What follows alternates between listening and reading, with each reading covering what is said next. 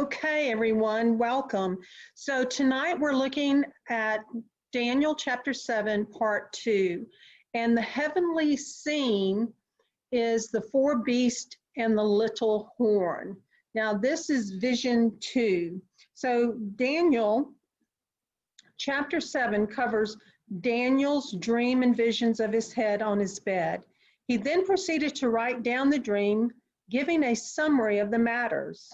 Tonight, we continue to study this summary and see what Daniel's dream and visions tell us about biblical history and the implications for our day. By Yahweh revealing the puppeteers behind these earthly beast kingdoms, we discern truth over lies and see Yahweh is still very, very much in control. Neil T. Anderson once said, "If I were to tempt you, you would know it. If I were to accuse you, you would know it. But if I were to deceive you, you would not know it."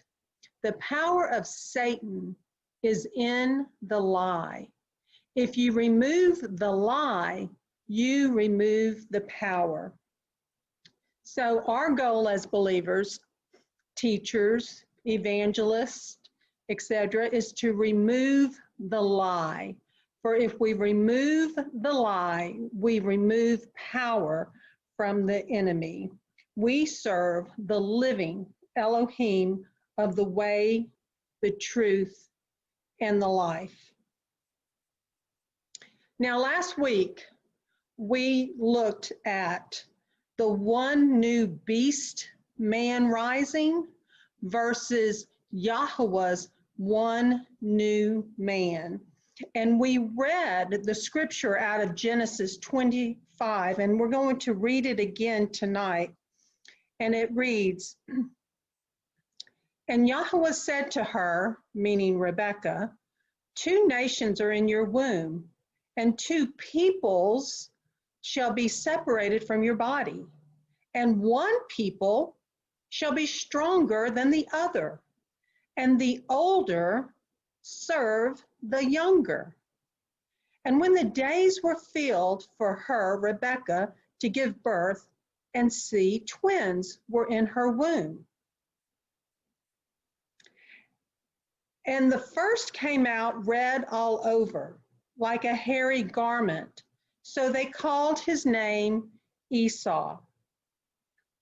And afterwards, his brother came out with his hand holding on to Esau's heel. So his name was called Jacob. And Isaac was 60 years old when Rebekah bore them. Now, Nebuchadnezzar's statue man and Yahweh's temple man depicts those of his kingdom that receive him by faith and those of the world that do not. The separation is not due to ethnicity. The separation is caused by a person's faith in the one true living Elohim and by believers entering into covenant with him by the blood of the Lamb, Yahusha. And how do we enter? We enter through the door. So Satan counterfeits everything.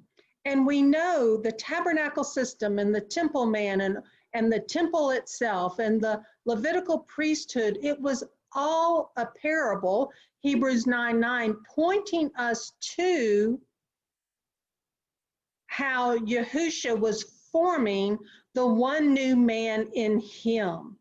We are one, we are echad, we are one body made up of many members, each having a different function. So we continue looking at the one new beast / dragon man, if you will, rising versus Yahweh's one new man. So when comparing the beast of Daniel 7 to the beast of Revelation 13, And ultimately, Revelation 17 last week, we saw how Satan's beast kingdom intertwines to form a one world order right here, as well as a one world religion, and promote Sunday worship. We made note of the overall color of the beast in Revelation 17. Remember, it changed from Revelation 13. When we saw the beast in Revelation 17, it had become red. So, of course, the color red represents Satan, and of course, Satan ultimately will be the head. And also, red represents Esau. Esau is defined as hairy, like a beast man. And also we see that later the scripture tells us that he is also known by the name Edom, which means red. So the Revelation 17 beast shows the color red. And all these changes are very significant. In Genesis 25:30, it reads, "And Esau said to Jacob, 'Please feed me with that same red stew, for I am weary.' That is why his name was called Edom." Now, on the other hand, Yahweh's kingdom is life. The four living creatures in Revelation 5 not only represent the four lead tribes of the 12 wilderness encampments, but also the four covenant confirming gospel accounts.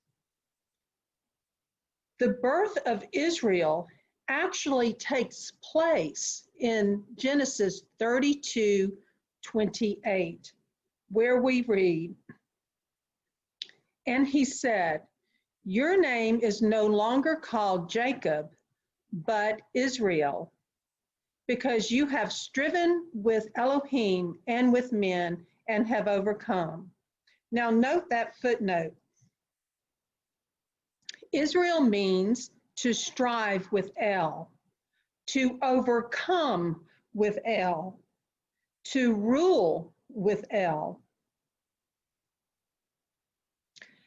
So that graphic shows a layout of the encampments while they were in the wilderness.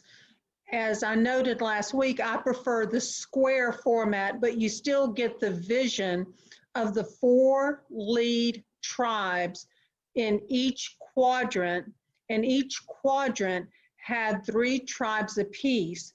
That's why you would see the head of the living creature, and you would see 3 pairs of wings, which would total 6 wings, each pair of wings representing one of the tribes, one of each of the 3 tribes in each quadrant. So that understanding is extremely important. And so that graphic shows you that comparison. In Genesis 35:10 and verse 11, we read, "And Elohim said to him, 'Your name is Jacob. Your name is no longer called Jacob, but Israel is your name.' So he called his name Israel. And Elohim said to him, 'I am El Shaddai. Be fruitful and increase. A nation and a company of nations shall be from you, and sovereigns come from your body.'"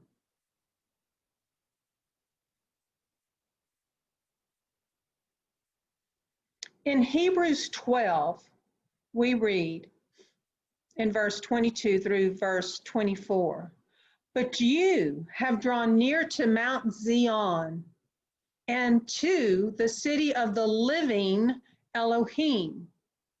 You have drawn near to the heavenly Jerusalem, You have drawn near to myriads of messengers. You have drawn near to the entire gathering and assembly of the firstborn, having been enrolled in heaven. And you have drawn near to Elohim, the judge of all. And you have drawn near to the spirits of righteous men made perfect. And you have drawn near to Yahusha, the mediator of a new covenant, and to the blood of sprinkling, which speaks better than the blood of Abel. Exodus 4, verse 22. And you shall say to Pharaoh, thus said Yahweh, Israel is my son, my firstborn.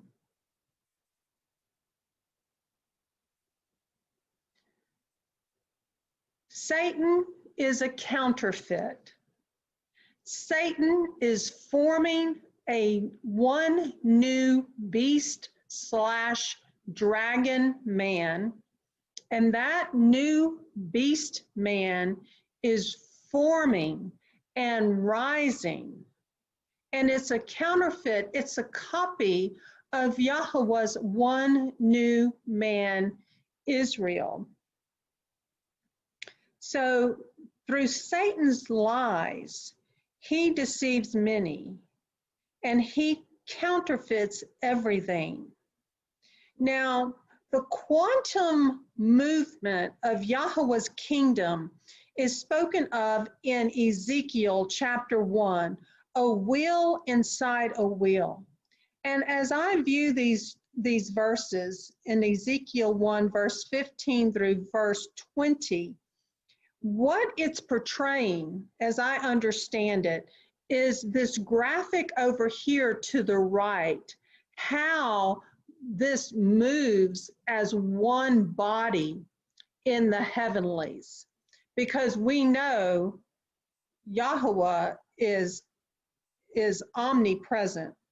And we read in Ezekiel 1, starting with verse 15 through 20, it says, and I looked at the living creatures and saw a wheel on the earth beside each living creature with its 4 faces. The appearance of the wheels and their works was like the appearance of beryl, and all 4 had the same form. The appearance of their works was, as it were, a wheel in the middle of a wheel. Now, we know in the wilderness encampments, the priest of Yahweh encamped closest to the tabernacle, the holy place, and the holy of holies. They were in the inner part. And around the encampment were the rest of the 12 tribes. It rather depicts a wheel inside of a wheel. But again, this is a depiction of what Moses had seen and was told to build as far as the tabernacle and all these things. So we continue in verse 17 of Ezekiel 1. When they went in any one of 4 directions. They did not turn aside when they went. And their rims were high and awesome, and their rims were covered with eyes all around the 4 of them. And when the living creatures went, the wheels went beside them. And when the living creatures were lifted up from the earth, the wheels were lifted up. Wherever the Spirit was to go, they went, because there the Spirit went. And the wheels were lifted together with them, for the spirit of the living creatures was in the wheels. Now, one of Satan's counterfeits follows. And this is a short clip. If you don't want to hear the sound, just mute your device.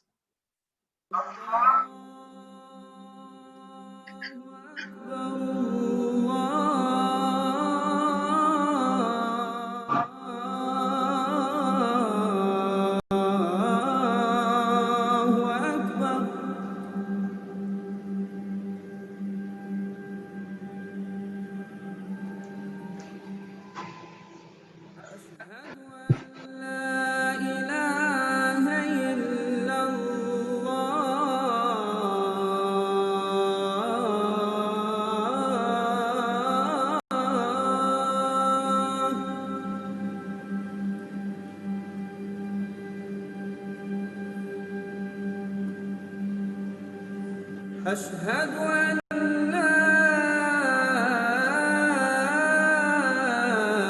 إله إلا الله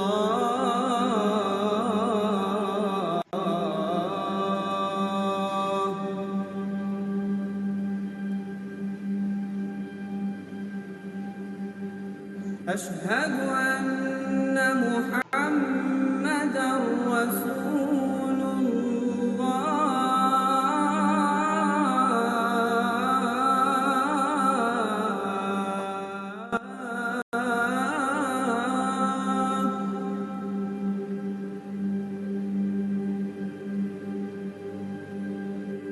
أشهد أن محمدا رسول الله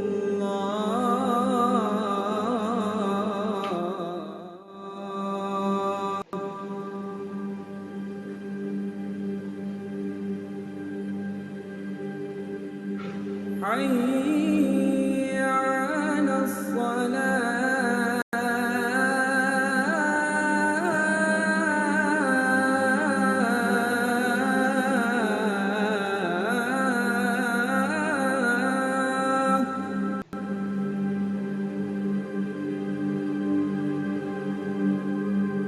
حي على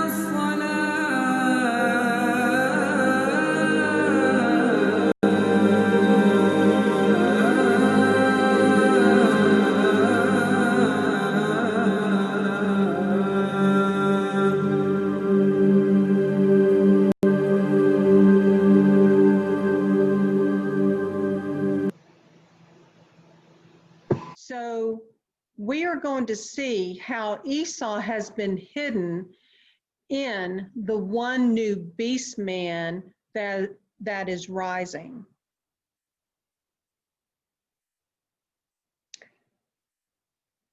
We need to review where we have been and where we are going and where we will end. Now, we all recall we began right here with YHWH passing the scepter to Adam. Then the power to rule was seized by Satan, then passed on to Nimrod right here. Then in the book of Daniel, we see the scepter first passed to Babylon. Then after that, to Medo-Persia, then Greece, then Rome. And then we see the fifth to papal Rome from 538 to 1798. Then passed on to the sixth papal Rome, which is from 1801 AD to present, and then it will be passed on in the future based on our study book to Rome in the near future. In addition, we also noted up here by Adam, we know that he was the first preacher of righteousness. And that righteous line led to the Melchizedek priesthood and also the promise stated in Genesis 12:1 and verse 2, where we read, "And Yahweh said to Abram, go yourself out of your land, from your relatives, and from your father's house, to a land which I show you, and I shall make you a great nation, and bless you, and make your name great, and you shall be a blessing." So we noted that before. So it's not only the worldly kingdoms that rose, we also saw that with Adam being the first preacher of righteousness, it led to the promise given to Abraham and the Melchizedek priesthood. We know that the covenant seed would be through Isaac, then through Jacob, who is later named Israel. We recall that Esau had sold his birthright for stew to Jacob and later hated Jacob for not only having the birthright, but also their father Isaac's blessing. we know that Esau crossed over and married into the line of the Ishmaelites. And remember that the division is not over ethnicity. It is about which Elohim one believes in and worships. So Satan is behind the numerous amounts of man-ordained blended religions. Yahweh is the one true Elohim, the creator of the universe. We have Esau equates to Edom, those that refuse to receive Yahusha as Savior. That's what this side amounts to, is simply those that refuse to receive Yahusha as Savior. And then we have the one new man, Jacob, Israel, those saved by grace through faith in Yahusha, with their robes washed in the blood of the Lamb. Now the graphic is expanded. But first, I just want to show and remind everyone about this time period in the iron legs, because that's when Yahusha came. He was born under the book of the law, and he was also born during the beast kingdom of Rome. And we know by his first coming, he restored the Melchizedek priesthood back to its reigning position. So that's what this second arrow reminds us, that Yahusha was born during the time of the Roman rule, depicted by the iron legs. And at that time, we know that Yahusha, our high priest, restored the Melchizedek priesthood back to its reigning position through his blood, ratified covenant, atoned with his own precious blood by his death, burial, and resurrection, thereby making those that believe and receive him a kingdom of priests, plural, of every tongue, tribe, people, and nation, after the order of Melchizedek, no longer a nation with a Levitical priest under the book of the law. We also discussed the alternate numbering of the beast kingdoms. So the beast kingdom count to the left is the counting that starts with Egypt. The kingdoms that begin prior, those are the kingdoms that begin prior to the book of Daniel. And we emphasize the importance of defining the criteria that make up a beast kingdom versus just a regular kingdom. So I wanted to review these two counting methods, this one starting with Egypt, this one as we study the book of Daniel, starting with Babylon. So this is not to confuse anyone, but just for awareness of how the counts differ depending on where one starts and what definition a person goes by in relation to identifying a beast kingdom. So that's extremely important, that we understand what qualifies a beast kingdom versus just a regular kingdom. And people may have different viewpoints on that. But if you look at starting the count prior to the book of Daniel and starting with Egypt, then you end up with having Egypt, then Assyria, then Babylon, Medo-Persia, Greece, and then Rome. Now, I shared last week, personally, I would probably equate Roman papacies to be subcategories under Rome that we just reviewed here as number 5, 6, and 7. I probably would put those as A, B, and C under Rome. And last week I shared with you all my view. Now, this is just my view. You don't have to agree with me. You may have a different opinion, and we each have to study his word and be led by his ruach and search these things out to see if they be so. So my understanding to date, number 7, we are seeing right now. I call number 7 Mystery Babylon, which I see as present day, quote unquote, Israel, whose leadership follows the Babylonian Talmud and who presently occupies the land. Now, I see the 8th beast kingdom it's forming, it's starting to take shape. These unholy alliances are beginning, and I see that 8th beast as the future Esau beast man and beast kingdom empowered by Satan. The beast of Revelation 17 is also very much inclusive of Rome. Rome has a role all the way down to the toes. How do we know that? We know that because the iron is not only in the legs, but it extends all the way to the toes and the feet when it mixes with the clay. Now, the clay I see as mankind, inclusive of the remnant of the true Israel born from above. So I wanted to make these graphics to hopefully give everyone a visualization of how Satan is counterfeiting the one new man, Israel, and is wanting to usurp the birthright and the blessing.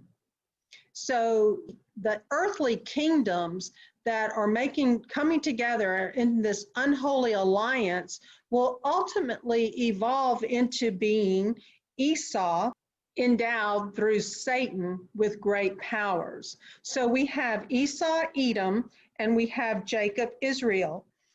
Again, Esau, Edom are those that refuse to receive Yahusha as Savior. And Jacob, Israel, are those saved by grace through faith in Yahusha with their robes washed in the blood of the Lamb. So we verify the covenant of promise coming through Isaac in the following scriptures in Genesis 17. It reads, verse 18 through 21. And Abraham said to Elohim, "Oh, let Ishmael live before you." And Elohim said, "No. Sarah, your wife, is truly bearing a son to you, and you shall call his name Isaac. And I shall establish my covenant with him for an everlasting covenant, and with his seed after him. And as for Ishmael, I have heard you. See, I shall bless him, and shall make him fruitful, and greatly increase him. He is to bring forth 12 princes, and I shall make him a great nation. But my covenant I established with Isaac, whom Sarah is to bear to you at this appointed time next year." Now, remember, Abraham had several wives and children. Therefore, it is important to note that the covenant would be conceived in his wife, Sarah, by the seed passing through Abraham's recent flayed, circumcised flesh. So Yahweh clearly stated in Genesis 17:21, "My covenant I established with Isaac, whom Sarah is to bear to you at this appointed time next year." And that is why often we hear, and when we read the scripture, that I am the Elohim of Abraham, Isaac, and Jacob. It's very important that that phrase has so many identifiers because he wanted to make clear when people spoke of him that he was the Elohim of Abraham, Isaac, and Jacob. Very important because we know the amount of little g gods out there. So to further set the backdrop of Jacob, Israel, and Esau, Edom, I want us to read an excerpt from Kimberly Rogers-Brown's PDF titled The Esau Effect. Now, I sent that as a link with the last week's recording. And if you get an opportunity to either listen to the podcast or just download the PDF, it has a wealth of information and scripture to help us understand this warring of these two nations that began in the very womb of Rebekah. So this is Jacob's blessing from Isaac, verse 28 and 29 of Genesis chapter 27. Therefore God give thee of the dew of heaven and the fatness of the earth and plenty of corn and wine. Let people serve thee and nations bow down to thee. Be Lord over thy brethren, and let thy mother's sons bow down to thee. Cursed be every one that curseth thee, and blessed be he that blesseth thee. And then this is Esau's blessing from Isaac. Genesis 27, verse 39 and 40. And Isaac his father answered and said unto him, Behold, thy dwelling shall be with the fatness of the earth, and of the dew of heaven from above. And by thy sword shalt thou live, and shalt serve thy brother. And this is important. And we read, And it shall come to pass, when thou shalt have the dominion, that thou shalt break his yoke from off thy neck. So this comparison chart shows Jacob and Esau's blessings. Dew of heaven, and dew of heaven shall be his dwelling. Fatness of the earth shall be his dwelling. Plenty of corn and wine, live by the sword. People will serve Jacob. Under Esau, Esau serves Jacob. Nations bow down to Jacob. Under Esau, grow to have dominion.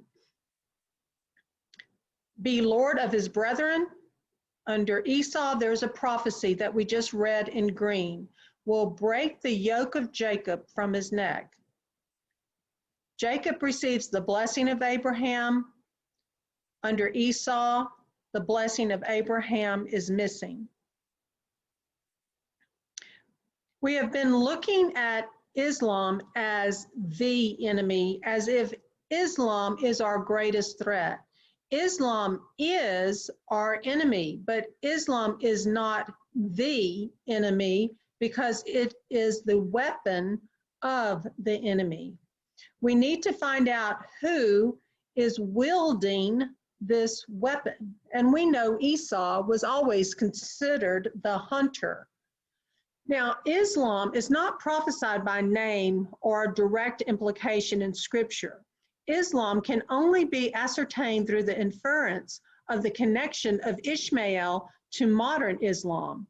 There is an enemy hiding behind the weapon of Islam, using Islam as a cover that is more formidable than the Islamic threat and that has exercised heavy influence over Islam. This enemy's end will be more dire than the end of any people on earth, including the Muslims, many of whom will escape when the enemy behind the weapon of Islam is destroyed. The problem we face is in identifying this wielder of the weapon of Islam. Always remember that the enemy you cannot see is the most dangerous one of all. That's where this sign comes in. Who is this enemy? Where is he now? What kind of ideology powers him? What is behind his bloodthirst? How can we learn to recognize him? The answer to who is this enemy is easy. His name is Esau. The rest is not so easy because Esau is hidden everywhere in the world. Ishmael is easy to find. He can be seen. But his powerful compatriot, Esau, is hard to find. In a little bit, we'll find out why Esau is so hard to find. We'll find out why is Esau hidden. And later on, we'll discover that he's been under our noses all this time, but we couldn't see him. Again, the most dangerous enemy is the one you can't see. The blessing Isaac gave to Esau is more like a curse than a blessing. For us, it is a blessing because it contains the sign. The blessing says a time is coming when Esau will gain dominion and break free of a problem, a yoke that he has carried with him from the time that he received the blessing. Literally, this prophecy tells us that Esau will be a servant to Jacob, and like a servant, he would necessarily be out of sight, out of mind, like most servants are. He literally will have what we call a low profile. At some point, he will have a high profile. Anytime someone goes from having a low profile to having a high profile, he becomes more easily identifiable. Now it is possible to identify Esau in the earth. Notice that Jacob gets the dew of heaven and the fatness of the earth, but Esau gets to dwell there like a guy renting a house. It's not his. He can't do whatever he wants or needs to with it. Forever, Esau has to live with the fact that he will dwell where the dew of heaven and the fatness of the earth are, but the rightful owner is someone else, Jacob. Esau has the right to access the dew of heaven and the fatness of the earth, just like the renter has the right to access the water and use the kitchen, but someone else owns these. The blessings of Jacob and Esau have near and far fulfillments. Much of these blessings have not yet come to pass. For instance, Jacob is not yet served by all the other nations. Jacob will be Lord over his brethren, which is clear reference to Yahushua, the Messiah, who truly will reign over everyone on earth. But Yahushua is not yet reigning on earth. And Jacob, having plenty of corn and wine, living the plentiful life of ease, well, that has partly come to pass, especially when Jacob first entered the land of Israel. I'm sure that was just a foretaste, though, of a later fulfillment to come, specifically in the Messianic kingdom. Esau will earn his living by the sword, plundering from wars or working as a mercenary. We're going to see that this is exactly what Esau has done. So Esau gets second place, yet it is said that he will one day gain dominion, which means he will have first place. Further, reading Esau's blessing in order, it appears Esau will break the yoke after he gets dominion. He will break the burden of Jacob from his neck after he gets the dominion. Keep this in mind. It implies that there is a particular time in history when Esau will rise to power. Okay, so now we continue on with part 2 of Daniel 7. Daniel saw the final destruction of pagan imperial Rome and the little horn. Daniel 7:11. I was looking. Then, because of the sound of the great words which the horn was speaking, I was looking until the beast was killed and its body destroyed and given to the burning fire. 4 empires prolonged. Daniel 7:12. And the rest of the beasts had their rule taken away, but a lengthening of life was given to them for a season and a time.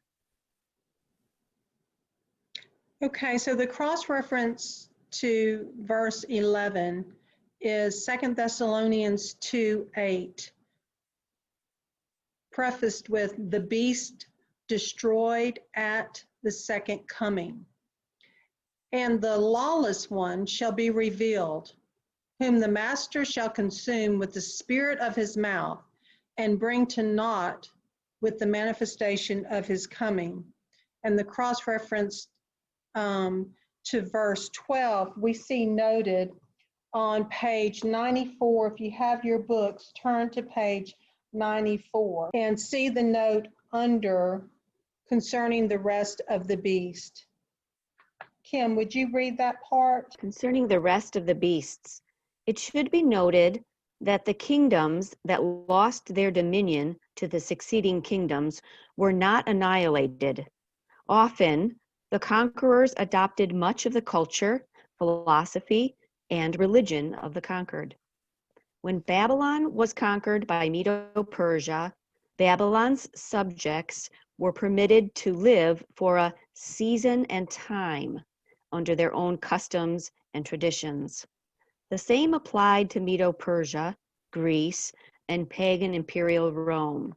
However, under the rule of the little horn power, the new subjects were expected to conform to the customs and traditions of the new religious power.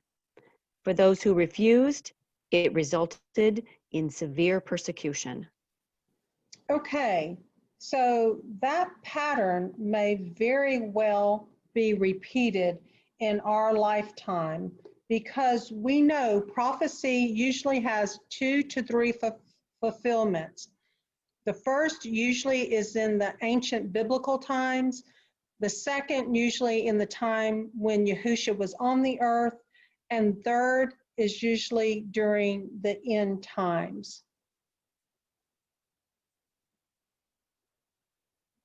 Okay, if you would continue in verse 13 and 14, please.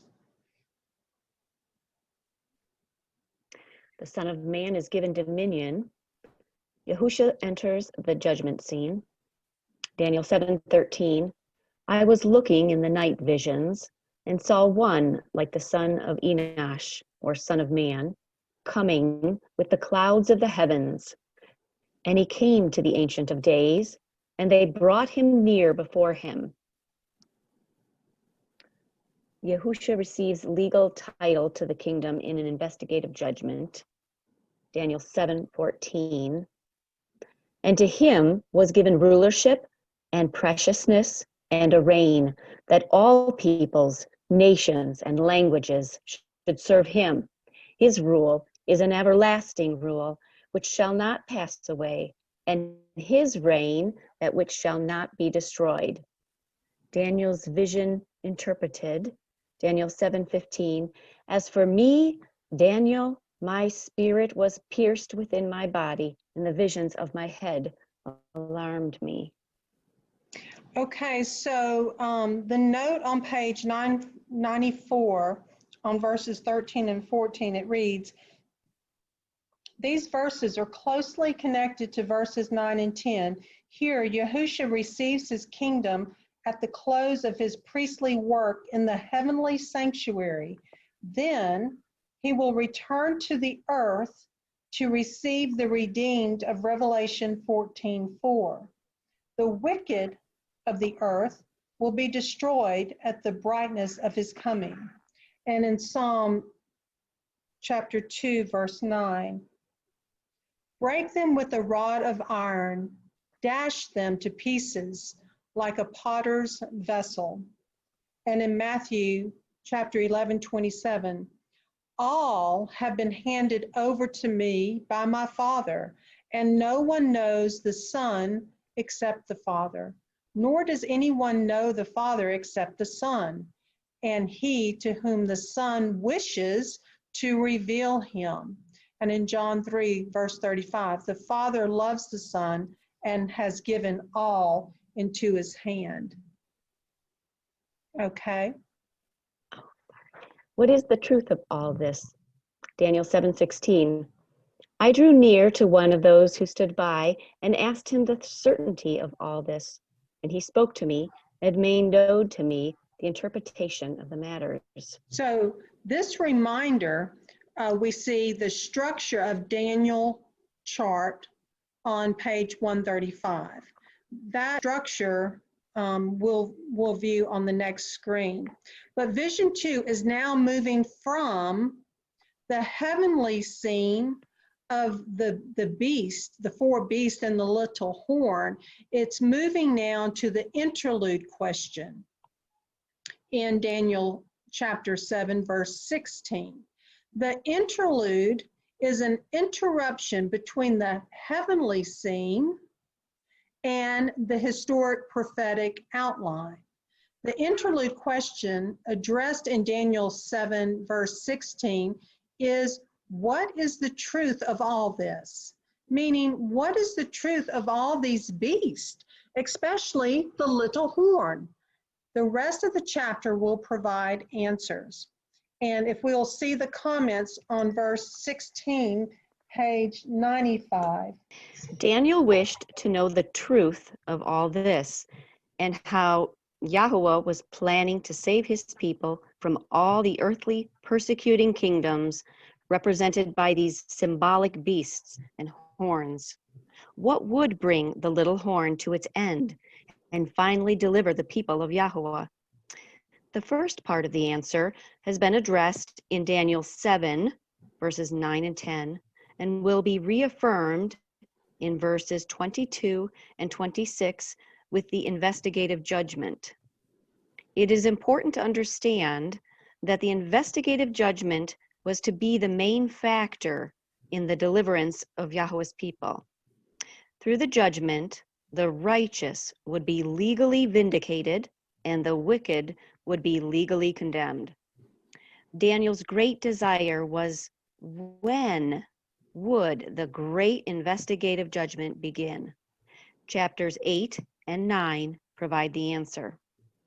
Note, this investigative judgment takes place in a heavenly courtroom scene. Daniel describes the beginning of the investigative judgment for the saints. In Revelation 20, John describes the investigative judgment of the wicked. The execution of the verdict for the righteous or the wicked is called the executive judgment or the execution of judgment. Okay, so there's two different judgments, investigative judgment and executive judgment. So the structure chart of Daniel on page 135 is the following. So now we've have the structure of vision 1 recorded, and now with Daniel chapter 7, we have vision 2 recorded. Okay. Historic prophetic outline vision 2. The four symbolic beasts are interpreted as four successive kingdoms. Daniel 7:17. These great beasts, which are four sovereigns which rise up from the earth. Okay, so here again, the structure of Daniel chart on page 135 depicts the historic prophetic outline as well. And it follows the interlude question. So Daniel chapter 7, verse 17 begins the interpretation of the vision symbols in the historic prophetic outline. Daniel's focus in this vision is on the fifth earthly kingdom called the little horn. This outline extends the time of earthly kingdoms from 606 BC to AD 1798. So we have the interpretation once again of the four beasts representing Babylon, Medo-Persia, Greece, and Rome. And we have an added feature, which is the little horn.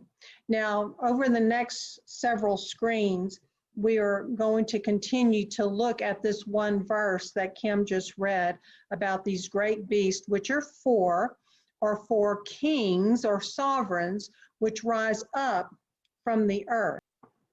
So we have the first king being Nebuchadnezzar with Babylon, the second Medo-Persia, and we remember that was with Darius and Cyrus, and the third was Alexander the Great, and the fourth was the great and dreadful beast and the little horn. Now, throughout, there's also references to the prophetic keys, and you can reference those on page 16 and 17 of your books. And I wanted to see if one of those I needed to mention or not. Can't remember. Oh yeah, number 14 through 17 reviews the symbolic language, and this is symbolic beast. So that will affect how we calculate the 1,260 days. So that information again is under prophetic keys 14 through 17. So the first kingdom was, like I shared, Nebuchadnezzar's rule and reign over Babylon. And in our day, it's going to be the rule and reign of Mystery Babylon. So here we have cross-reference to Daniel 7:4. The first was like a lion and had eagle's wings. I was looking until its wings were plucked off, and it was lifted up from the earth and made to stand on 2 feet like a man, and it was given a man's heart. And in Deuteronomy 28:49, Yahweh shall bring a nation against you from afar, from the end of the earth, as swift as the eagle flies, a nation whose language you shall not understand, a fierce looking nation, which shall show no regard for the elderly, nor show favor to the young. So also on page 97 there, it references some additional verses from Jeremiah. It's about midway in your page because it talks about Jeremiah 4:7. The lion is come up from his thicket and is on his way. He is gone forth from his place to make thy land desolate. Jeremiah chapter 50, verse 17. Israel is a scattered sheep. That's speaking of the true Israel, those that are born from above and registered in heaven. So it says Israel is a scattered sheep. The lions, the hunters, if you will, have driven him away. First, the king of Assyria. Now, if we're counting beast kingdoms prior to the book of Daniel, Assyria would be beast kingdom number 2. First, the king of Assyria hath devoured him, and last, this Nebuchadnezzar, king of Babylon, hath broken his bones. Jeremiah 50, verse 43 and 44. The king of Babylon shall come up like a lion from the swelling of Jordan unto the habitation of the strong. So, in reading those descriptions, like in Daniel 7:4, that may be alluding to the formation, if you will, of the one new beast man, the formation of Esau, Edom. When the lion was made to stand up upon his feet as a man. So now we see this lion with wings. The wings are plucked off, and he's made to stand on 2 feet like a man. So if you were molding something and you wanted it to stand up, and you would create 2 feet. So you see how there's a shaping, there's a molding, there's a forming of this beast man. And it was given a man's heart. So similar language can be seen as Yahweh forms his one new man, Israel, Jacob, his firstborn. It's in Ezekiel 36, verse 24 through 27, and I'll just read it to you. And I shall take you from among the nations, and I shall gather you out of all lands. It's going to be Yahweh that gathers Israel out of all lands, and I shall bring you into your own land. And I shall sprinkle clean water on you, and you shall be clean. From all your filthiness and from all your idols, I cleanse you. And I shall give you a new heart and put a new spirit within you. And I shall take the heart of stone out of your flesh, and I shall give you a heart of flesh and put my spirit within you. And I shall cause you to walk in my laws and guard my right rulings, and shall do them. So again, he is the potter, we are the clay. And in those verses, he's giving us a new heart. He's put a new spirit within us, his spirit, and he's causing us to walk in my laws and guard his right rulings. See, he's shaping and molding us into the one new man. So it gives you a visual of this beast man forming, the counterfeit of Israel, the one new man. As we continue in verse 17, the second king and kingdom was Darius and Cyrus's rule and reign over Medo-Persia. Kim, if you'd like to read those verses in blue, please. Jeremiah 51:11. Polish the arrows, put on the shields. Yahweh has stirred up the spirit of the sovereigns of the Medes, for his plan is against Babel to destroy it, because it is the vengeance of Yahweh, the vengeance for his Hakal. Isaiah 13:17. See, I am stirring up the Medes against them, who do not regard silver, and as for gold, they do not delight in it. Isaiah 13:19. And Babel, the splendor of reigns, the comeliness of the pride of the Kasdim, shall be as when Elohim overthrew Sodom and Gomorrah. Okay, so that was the second king and kingdom, the bear with the 3 ribs.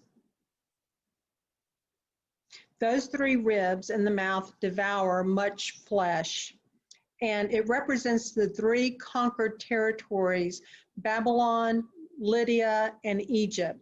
And that reference map is on page 97. Now, the third kingdom was Alexander the Great, because he ruled and reigned over Greece, which upon his premature death subsequently goes to 4 of his top commanders. So after this, in verse 6 of chapter 7, it says, after this I looked and saw another like a leopard, which had on its back 4 wings of a bird. The beast also had 4 heads, and rule was given to it.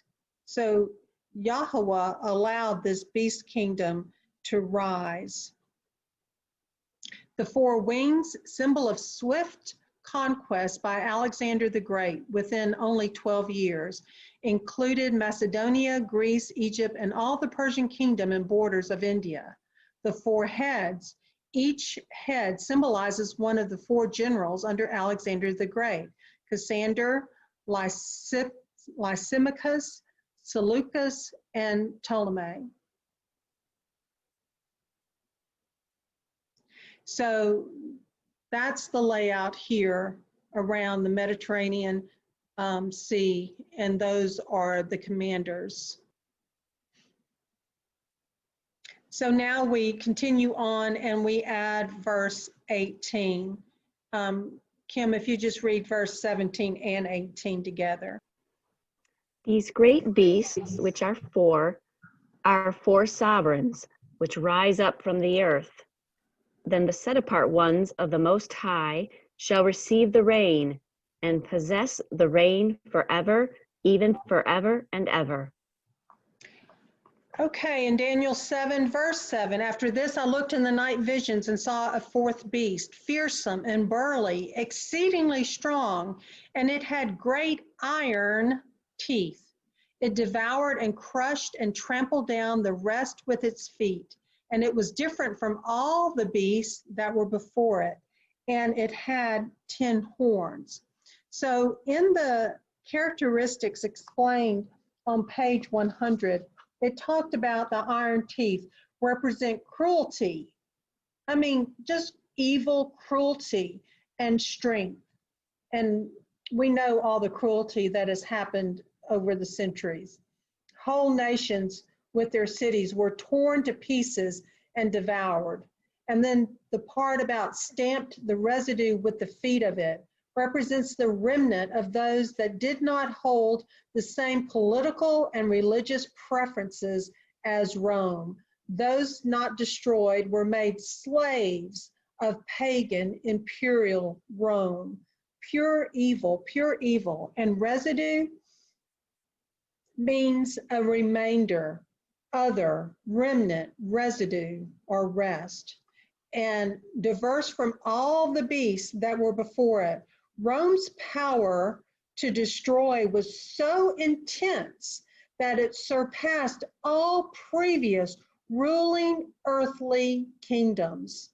And the 10 horns represent the kings of 10 barbaric tribes that fractured pagan imperial Rome into 10 divisions between AD 351 to 476. So the note on verse 18, once the Roman kingdom and all other earthly kingdoms passes away, the heavenly kingdom that endures forever is presented to the saints. Daniel saw the Roman iron kingdom representing more than just pagan imperial Rome. The political system of the little horn is an extension of the Roman kingdom that continues into the iron feet. Daniel 8 and Daniel 11 give further information on the following kingdoms represented in the toes of iron. Okay, verse 19 and verse 20, please. The nature of pagan imperial Rome described. And then I desired for certainty concerning the 4th beast, which was different from all the others, very fearsome, with its teeth of iron and its nails of bronze, which devoured, crushed, and trampled down the rest with its feet. And concerning the 10 horns that were on its head. Okay, so this is the 4th king and kingdom, the dreadful beast. So in verse 19, the note was made, the transition from Greece to Rome was very gradual. Rome had removed 3 of the 4 kings of Greece and forbade Macedonia to invade Egypt. By 30 BC, Egypt became a territory to Rome. Daniel 11 will expand on this historical aspect. For verse 20, the cross-reference verse is verse 24. And the 10 horns are 10 sovereigns from this reign. They shall rise, and another shall rise after them. And it is different from the first ones, and it humbles 3 sovereigns. Now, we are going to see this happen historically, but we are also going to see the implications of these 10 horns in our day in the book of Revelation. So nails of bronze or brass, it was noted, links to the brass belly and applies to the Greek philosophy that filtered down into the pagan Roman kingdom. And the connecting structure, the 10 divisions of pagan imperial Rome from vision 1 connect to the 10 horns on the dreadful beast of vision 2. So the 10 divisions of pagan imperial Rome by AD 476, the outline of 4 earthly kingdoms stops at the above date of AD 476. So the following visions extend prophecy beyond this date. Note, these 10 divisions of pagan imperial Rome were the tools Yahweh used for the transition from the 4th to the 5th kingdom in the second vision of Daniel 7. Just as the 4th kingdom was diverse in Daniel 7:7, the 5th earthly kingdom is also diverse from the preceding 4 kingdoms. Note, in the first vision of Daniel 2, only the first 4 kingdoms are revealed and given specific mention. Daniel 7 will introduce the 5th earthly kingdom, which aligns with the iron in the feet. Daniel 8 will introduce the 6th earthly kingdom and explain how it attempts to align with the clay in the feet. Okay, so in verse 20, it says, and of the other horn that came up before, which 3 fell, this horn, which had eyes and a mouth, which spoke great words, whose appearance was greater than his fellows. And the cross-reference verse, Daniel 7, verse 8. I was thinking about the horns, then saw another horn, a little one, coming up among them, and 3 of the first horns were plucked out by the roots before it. And see, eyes like the eyes of a man were in this horn, and a mouth speaking great words. So historically, we know the 3 horns that were plucked up were Heruli falling in AD 493, Vandal in AD 534, and Ostrogoth in AD 538. The 3 of the first horns were plucked up due to the theological differences with the papal system. 3 barbarous tribes were uprooted. And just note, that was all due to theological differences with the papal system. Do you think that might occur in the future? Eyes like the eyes of man, symbol of intelligence, insight, and foresight. A mouth speaking great things represents official edicts given out in the context of political and religious matters combined with church, but standing in opposition to Yah. So Daniel verse 20 here emphasize it had eyes and a mouth which spoke great words. So this little horn also has characteristics of a man, eyes and a mouth, speaking great words. And so historically, the little horn represents papal supremacy number 1 as denoted in our books, okay? But in our day, the 10 horns may eventually represent Revelation 7:12. And it reads, "And the 10 horns which you saw are 10 sovereigns who have not yet received a reign, but receive authority as kings or sovereigns with the beast for 1 hour." So there will come a time in the end of days when there's going to be again 10 horns that rise up and receive authority with the beast for 1 hour. So again, the one new beast man, Esau, Edom, rising in our day may pluck out the only 3 Shiite-controlled nations of Iraq, Iran, and Syria. So we continue to see some characteristics of this little horn. So the little horn arose out of 10 divisions of Rome. And first it had to overcome the Vandals, the Ostrogoths, and the Heruli before assuming dominion over that part of the world. So that is definitely the region there where Israel was. And it associates the prophetic keys also, showing the little horn emerges as the next symbol representing papal supremacy number 1. The prophecy has aligned perfectly with the first 4 kingdoms in Daniel 2. Verse 8 adds the extra information on the succeeding 5th kingdom. The little horn aligns with the Roman kingdom represented by the iron in the feet. In key number 10, all verses in this outline have been kept in sequence and have followed the same alignment of earthly kingdoms in Daniel 2.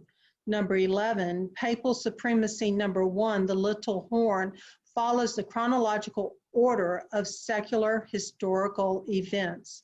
So we see the preciseness, the precision of all this prophecy. Key number 12, as the verses have moved forward, time has also moved forward. And in number 5, the Strong's Concordance will aid to clarify the meaning of specific biblical terms.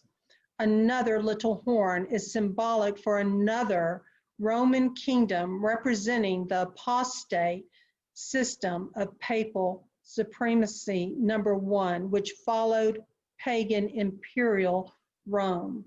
So you can get more, and we'll look at more of the identification from page 125 here shortly. And the symbolic horns represent a king, kingdom, or power. So these are the identification features of the little horn. Now keep in mind, historically, we have seen the little horn rise, but in the future, we will see the little horn rise again. And so these characteristics are not only to just be noted historically, but we need to be looking in our day and age for something very similar. So let's just recap right here. It says Daniel's vision in chapter 7 portrays the history of the world in a broad outline from his own day to the establishment of Yahushua's kingdom. Using beasts as symbols of kingdoms, Daniel describes the consecutive rise and fall of the 4 earthly kingdoms that surround the people of Yahweh, namely Babylon, Medo-Persia, Greece, and pagan imperial Rome. Using the beast's horns also as symbols. Daniel describes the division of the Roman kingdom of old Europe. Out of this European setting, and specifically out of pagan Rome, Daniel predicted the emergence of a little horn, a political, religious organization, easily identified by secular history as the Roman papacy or Daniel's fifth earthly kingdom. Now, it also sounds very similar to the beast we read about in Revelation 13 last week.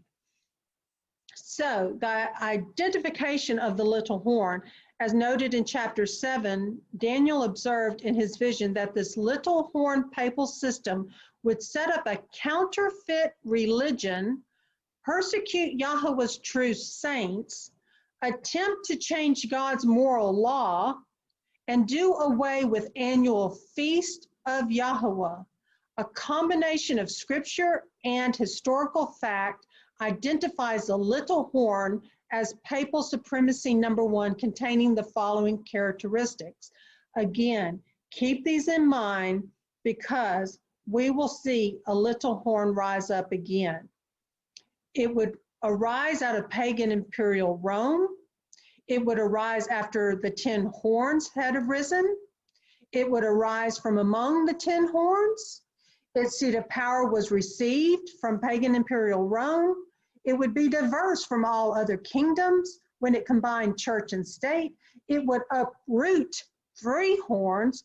3 we have read about. Are there 3 horns in our day that will be uprooted? It would have eyes like the eyes of a man. It would have a mouth or be a spokesman for Christendom. It would be a blasphemous power, taking the place of Yahweh on earth and offering forgiveness of sins. It would be a persecuting power. It would think to change times, feasts and festivals and laws, the 10 commandments or moral law. The saints were given into his hand for 1,260 years. But in Revelation, it will probably be for 1,260 days. In our day, the little horn may look, I say may, the little horn may look something like this. In the Kingdom of Edom, The Enemy We Face by Kimberly Rogers-Brown, it was a video link I left in one of the emails I sent out to everyone, which I highly recommend you view. She notes that the map to the left was put out by the Islamic State. The beast man and the Antichrist are the same entity and come from Esau. The beast man rules the beast government. The beast man and the beast government are both Esau revealed. The caliphate is the governing legal system that uses Sharia as its law. But keep in mind the future application of the 2 feet. Now, I want us to think about the 2 diverse blends of history that we have gone over last week in those iron legs. They are made up of several nations and influences. So just think about these 2 iron legs that are leading to 2 separate feet with 5 toes on each foot, and that have a blend of that iron and that clay. So the 2 diverse blends of history have descended, if you will. Just think of them kind of melting into the 2 feet. And there's a reason why there's 2 feet. I mean, the top of the statue, we just had 1 head and so forth and so on. But now we have the 2 legs leading to the 2 feet. And not only are there 2 feet, they are made of 2 materials, iron and clay as previously discussed. And as shared last Tuesday, the first 3.5 years of the 70th week may first be initiated by the signing of the agreement spoken of in Daniel 9:27. This would give the seventh beast, which I see as present day, quote unquote, Israel, because I just showed you scripture when Israel was declared, when Jacob's name was changed to Israel. That was the birthing of Israel through the 12 patriarchs. So the present day, quote unquote, Israel, those leaders that run present day Israel are those that say they are Jews and are not. And they rule for a little while. And it appears it began in 1948. And they rule and reign under their Babylonian Talmudic Noahide laws advocating beheadings until the eighth beast of Revelation 17:16 rises. We read about that, Revelation 17 verse 16, and the 10 horns which you saw on the beast, on that red beast we read about in Revelation 17, these shall hate the whore and lay her waste and naked and eat her flesh and burn her with fire. So the last 3.5 years, we may see a shift. The first 3.5 years, if the present day, quote unquote, Israel ushers in their Messiah, and their Messiah shows himself in their man-made temple, and they rule for a little while, they may be overcome by the 10 horns that are given power with the beast for an hour.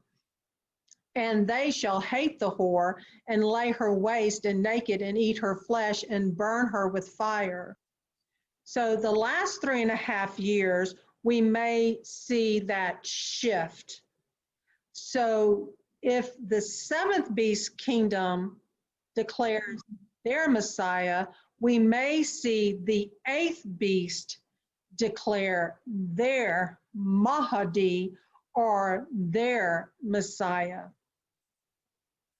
So the last 3.5 years, the Great Tribulation is the final battle of the birthright war, the war between Esau and Jacob, Israel, the war between Esau, Edom, and Jacob, Israel, the war between those that believe in Yahushua HaMashiach and have been washed by the blood of the Lamb, and those that do not.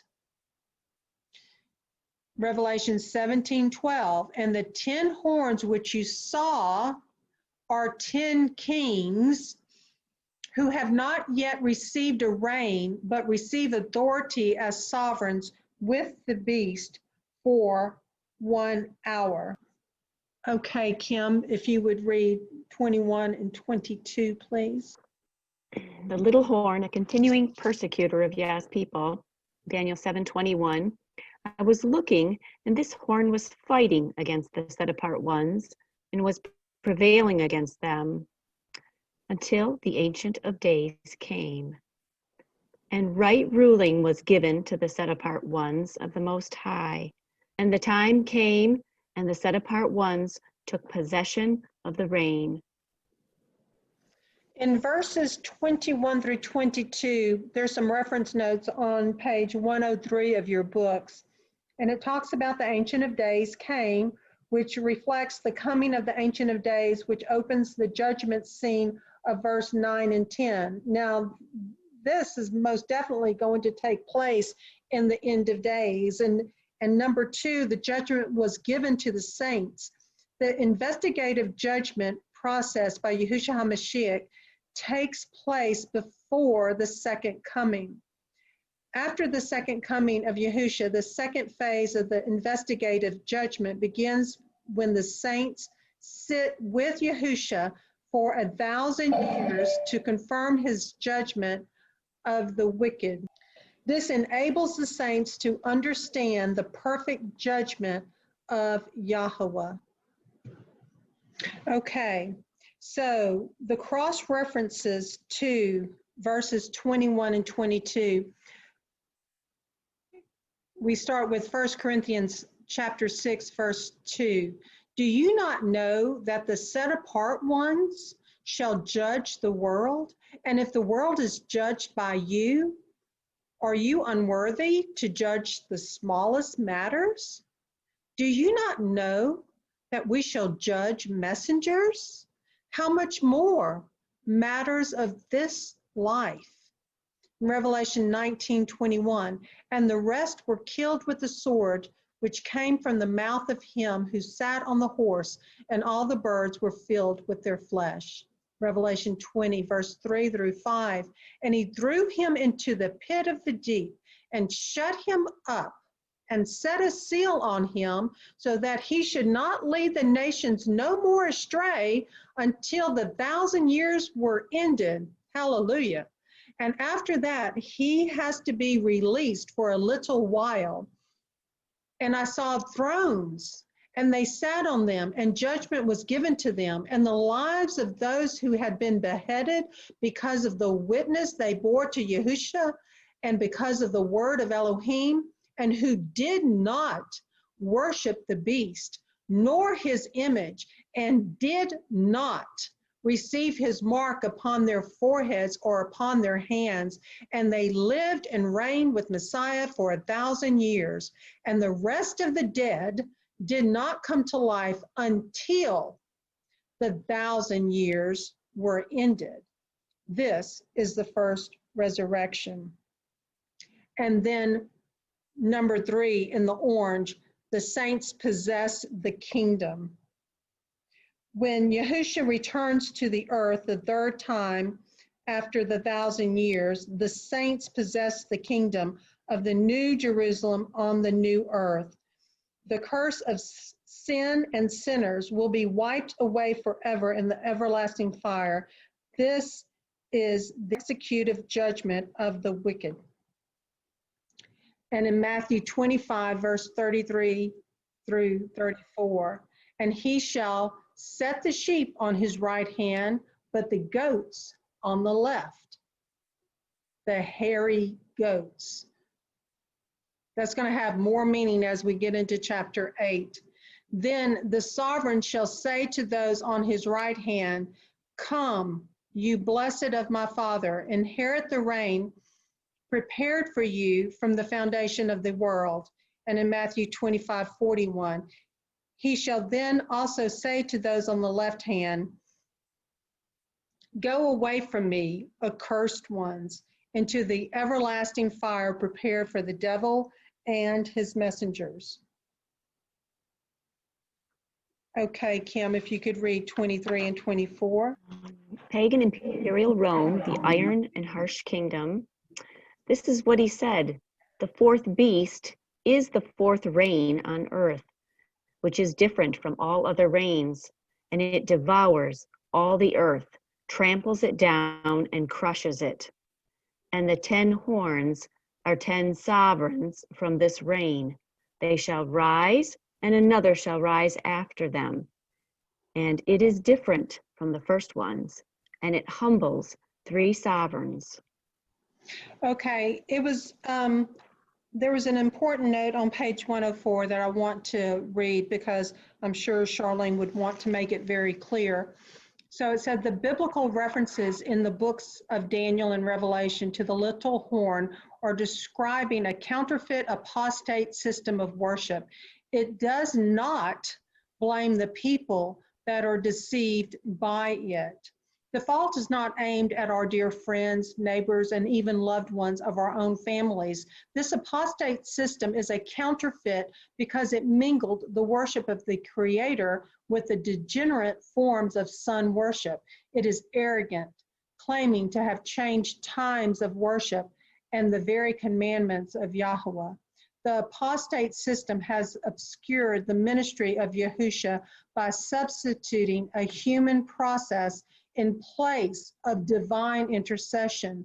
It teaches false doctrines like the worship of dead saints, the fear of a vengeful, unforgiving Elohim, and the infallibility of its leaders, sitting in the temple of Yah, claiming to be Elohim on earth.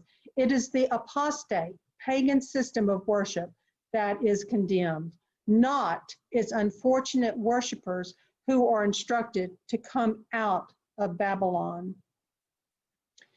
So the note also on page 104 about the diverse from the first. The papal supremacy was an ecclesiastical kingdom ruled by a pontiff. The previous four kingdoms were political powers ruled by kings. And in reference to he shall subdue three kings, the three tribes we already spoke about that were subdued were believers of the Arian teaching that the Son, S-O-N, was totally and essentially distinct from the Father, that he was the first and the noblest of those beings whom the Father had created out of nothing, the instrument by whose subordinate operation the Almighty Father formed the universe, and therefore inferior to the Father, both in nature and dignity. That was a quote out of the book, An Ecclesiastical History, Ancient and Modern. So they were seeing that the Son was very distinct from the Father. And there's additional notes that, of course, we can each read on our own. And now we see the little horn speaks blasphemy. In verse 25, it says, and it speaks words against the Most High, and it wears out the set apart ones of the Most High, and it intends to change appointed times, and has done that pretty well so far, and law, and they are given into its hand for a time and times and half a time, for 3.5 years. So the appointed times, that's another word for festivals. It's another word for Moedim. It's another word for our wedding rehearsals with the one true living Elohim. That's why the appointed times are so important, because Yahweh always acts on his appointed times. And that's why his people need to know those times. And that's why the enemy doesn't want us to know those times. So the papal blasphemy, usurping the titles and offices of God and claiming to offer forgiveness of sin, you see a comparison between the office of Yahweh and the papal title. God the Father, the papal title, the Holy Father. Office of Yahweh, the Holy Spirit, papal title, the Vicar of Christ. Office of God, Yahushua HaMashiach as mediator in 1 Timothy 2:5. The papal system, mediator for forgiveness of sins. In 1 Timothy 2:5, it says, for there is one Elohim and one mediator between Elohim and men, the man Yahushua HaMashiach. And 2 Thessalonians 2, verse 4, who opposeth and exalteth himself above all that is called Elohim, or that is worshipped, so that he, as Elohim, sitteth in the temple of Elohim, showing himself that he is Elohim. And there's a footnote there of the meaning of Antichrist. It means Antichristos, an opponent of the Messiah. Antichrist, a usurper. meaning instead of Yahusha, the Messiah. But also note the blasphemy against Yahweh also comes through the ultra-Orthodox Chabad Lubavitch, those that say they are Jews and are not. They rely on their rabbis, and they say the rulings of their rabbis usurp what rulings are in the Bible. So their rabbinical Talmud usurps the authority of Yahweh and blasphemes his son Yahusha in their very text. Judaism also changed times and laws, especially when they came back out of Babylon to rebuild the temple.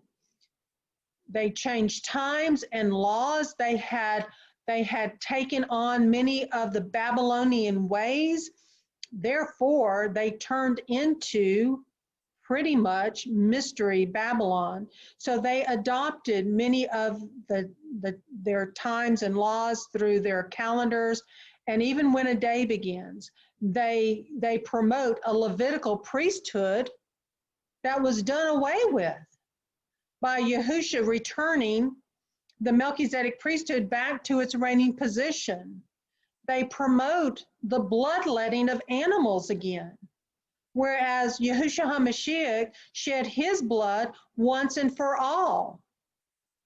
So by bringing back animal sacrifices, they were trampling on the very blood of our Savior, Yahushua HaMashiach, blasphemous. So yes, Papal Rome has right there on the chart the blasphemy. And also we have Islam, who declare their God is the A God, if you will, and look upon Yahusha just as a prophet. And we also know Islam changed worship days to Fridays. Islam follows their own book, the Quran, which adds to and takes away from the Bible, just as the Talmud adds to and takes away from the Bible. So it's not only Papal Rome, but it's the ultra-Orthodox Chabad Lubavitch, those that say they are Jews and are not, that are pushing the rabbinical Talmud and the Babylonian Noahide laws. So there's more blasphemy going on than just the papal system. And also we see the same in Islam. And the three common characteristics of those three, commonality between the papal system, the ultra-Orthodox Judaism system, and Islam, is that none of them recognize the true Messiah, Yahushua HaMashiach. So the little horn wears out the saints, and it speaks words against the Most High, and it wears out the set-apart ones of the Most High, and it intends to change appointed times in law, and they are given into its hand for a time and times and half a time. So there's several appendix references, and there's no way we can cover all that is reviewed in the appendix on chapter 7. So that can be each person's independent study. And the prophetic key number 7 tells us secular history assists in understanding this prophecy that was written over 1,000 years in advance. But we must keep in mind that these prophecies will come about again and are revealed in the book of Revelation. And I do want to review the cross references to verse 25 and 2 Thessalonians 2, verse 3. Let no one deceive you in any way, because the falling away is to come first. And then the man of lawlessness is to be revealed, the son of destruction. verse 4, who opposes and exalts himself above all that is called Elohim, or that is worshiped, so that he sits as Elohim in the dwelling place of Elohim, showing himself that he is Elohim. So the thought question that was posed in our book was that Yahweh created everything in this universe. Can man dismiss anything created by Yahweh? Yahweh created all the Sabbaths, sanctifying and making them holy forever. How can man dismiss any of these Sabbaths which God has created and sanctified? According to Scripture, even Yahweh cannot and does not change his laws. Yet the papal system and some of those other systems I just mentioned have attempted to alter all of Yahweh's truths, not just commandments 2, 4, and 10, as noted on page 130. In Daniel chapter 7, verse 25, the emphasis has been given to the changes of Sabbath day laws. This is the papacy's direct attack against the authority of the Creator, Yahweh of heaven.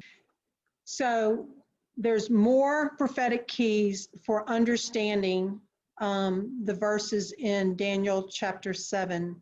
Historical data review states that papal supremacy number 1 extended over old Europe from the time when the Roman Emperor Justinian wrote a decree letter in AD 533, giving the popes the ecclesiastical and political power, seat, and great authority. This became effective in AD 538 once the power of the Aryan tribes was broken. The authority ended 1,260 years later when Napoleon took Pope Pius VI captive in AD 1798. The Pope died in exile in France in 1799.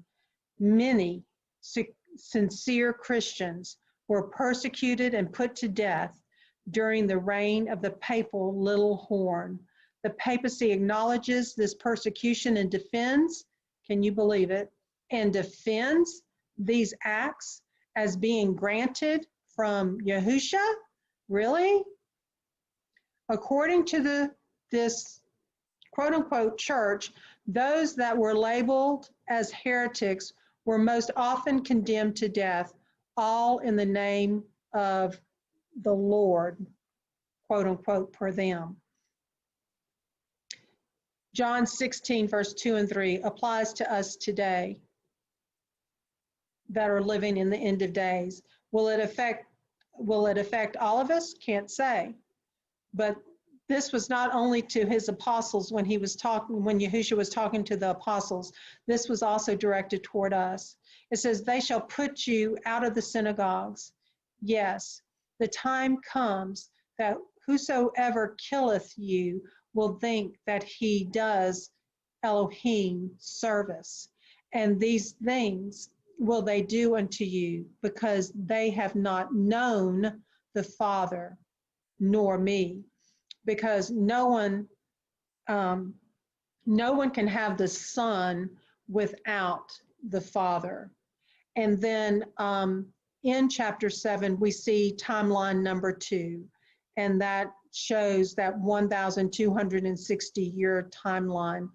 And this is the second timeline so far in our study. And the understanding of time, times, and dividing of times is recorded there as well.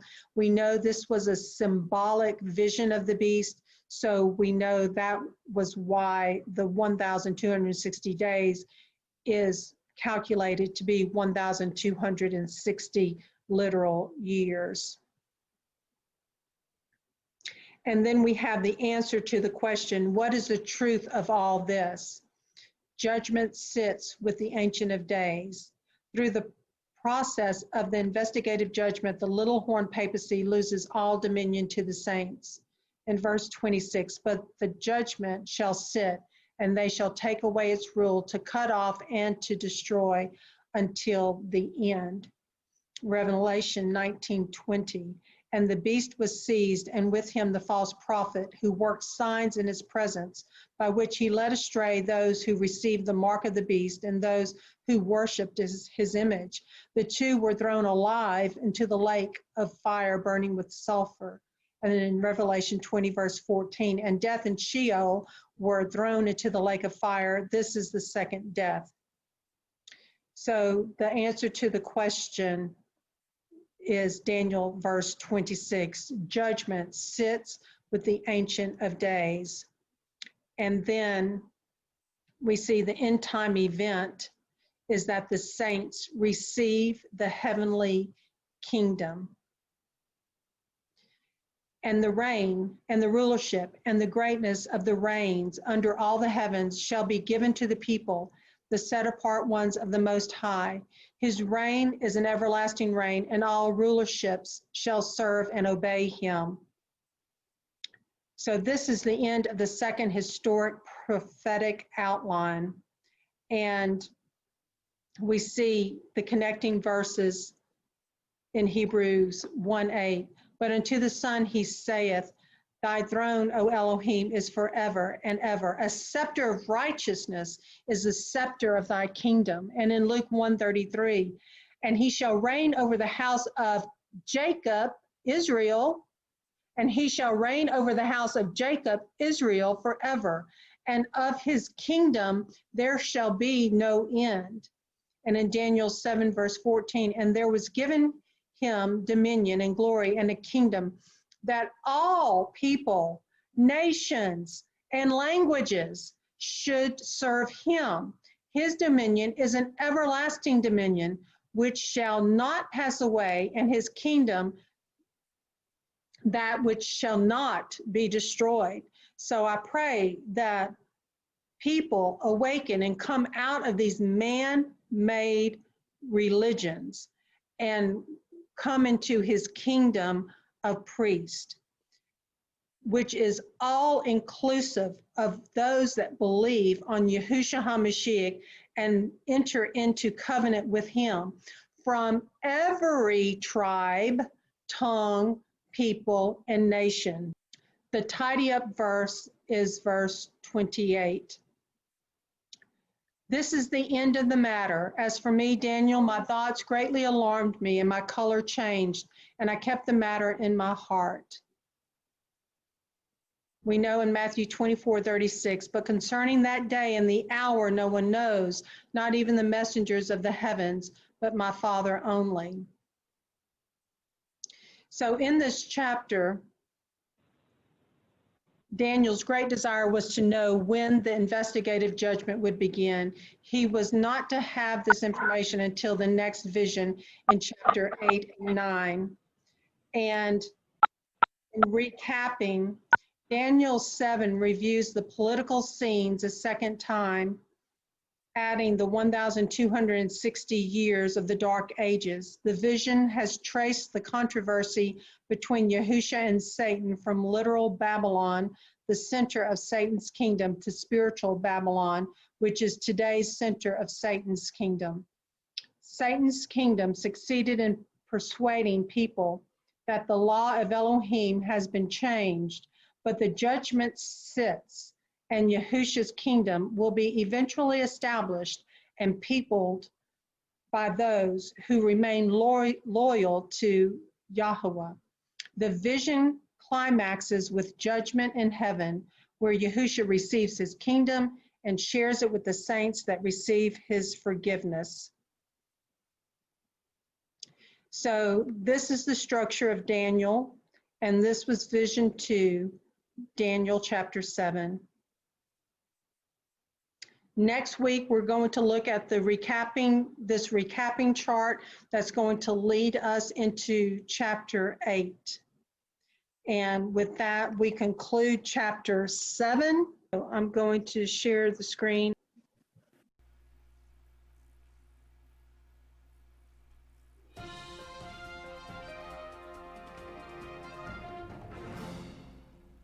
Greetings, salutations. Welcome to this midday power surge, Monday, August 31st, 2020. This is your spiritual oasis on this pilgrim journey as we are journeying home. Safe to Serve International, first-time viewers, welcome to this midday power surge. Friends, are you familiar with a movement with the name Season of Creation? Well, friends, we are going to uncover that diabolical movement. It is detrimental to our physical, mental, and spiritual well-being. When I thought about the theme, Season of Creation, my mind firstly went to Genesis chapter 1, Genesis chapter 2, Genesis chapter 3, dealing with the season of creation, the first week of creation. This movement is a counterfeit of what transpired in the first week of creation. What am I talking about? Friends, what did the Lord institute at the end of creation week? It was the seventh day Sabbath, not the first day of the week, commonly called Sunday for worship, or no, but the seventh day of the week, commonly called Saturday, God's Sabbath, biblical Sabbath, from creation, Old Testament times, even to New Testament times in these last days of Earth's history. And the Bible tells us in Isaiah chapter 46, verse 9 and verse number 10, that God tells the end from the beginning. At the close of creation week, God instituted the seventh day Sabbath for worship. All right. So what must we expect to be the final controversy in these last days just before the second coming of Jesus Christ? An issue over worship. That's the point. And this counterfeit movement called Season of Creation is just that, inimical threat to our liberty of conscience. Without further ado, take a look. There it is, my friends. August 28th, 2020. The Bible tells us in Revelation chapter 14, the first angel's message. What do we find in verse 6 and verse 7? We are to worship God as the creator. First angel's message. Verse 7. It must go to every nation, kindred, tongue, and people. And this counterfeit movement called Season of Creation, it is also going to every nation, kindred, tongue, and people. And what is the main thrust? Sunday rest, Sunday worship by law. All right, and Revelation chapter 14, verse 9 and verse 10, we find the third angel's message, which brings to view obeying God's 10 commandments, which includes the fourth, Sabbath worship. Does it make sense? Get to the screen. Let's take a look at this now, my friends. What is this season of creation? It is an ecumenical movement to unite churches, religions, to pray and enact policies to preserve the earth. And I'm going to prove that to you. Pray to God, quote unquote God, to preserve the earth from calamities, from pestilences, from famine. That's where we are. Not only is the season of creation, this counterfeit movement, diabolical movement, connected to uniting churches and religions to pray and enact policies for the earth, it is also a movement to unite civil leaders, to unite world polities. Look at this. There it is, my friends. And all these statements are from National Catholic Reporter Online, August 28th, 2019. The season of creation is connected to the Paris Climate Agreement. Look at the blue words. and the red words at the bottom. Who are the leaders of this season of creation? The World Council of Churches and Pope Francis. Friends, as we are told, there is no smoke without fire. This came out August 28, 2020. What happened? Because remember, we covered during midday power surge, the Vatican, Pope Francis, uniting with the World Council of Churches to sign a particular document. Do you recall that? Look at it, friends. There it is. Let's unite to save the earth. There it is, my friends. This document. And what is the purpose for the Vatican and the World Council of Churches uniting? Look at that. To heal. That's it right there. H-E-A-L. To heal the world. Well, what does the Pope say? Must be enacted to heal the world, to end famine, to cure for the poor, and to cure for nature. Sunday, like the Jewish Sabbath, is meant to be a day which heals. There it is, my friends. There it is, clear as day. Now, let's take a look at not only are they calling for a national Sunday rest to heal, but also, my friends, an international Sunday law to heal the world. What time is it, my friends? High time to be awakened out of sleep. You never see smoke without fire, says the proverb.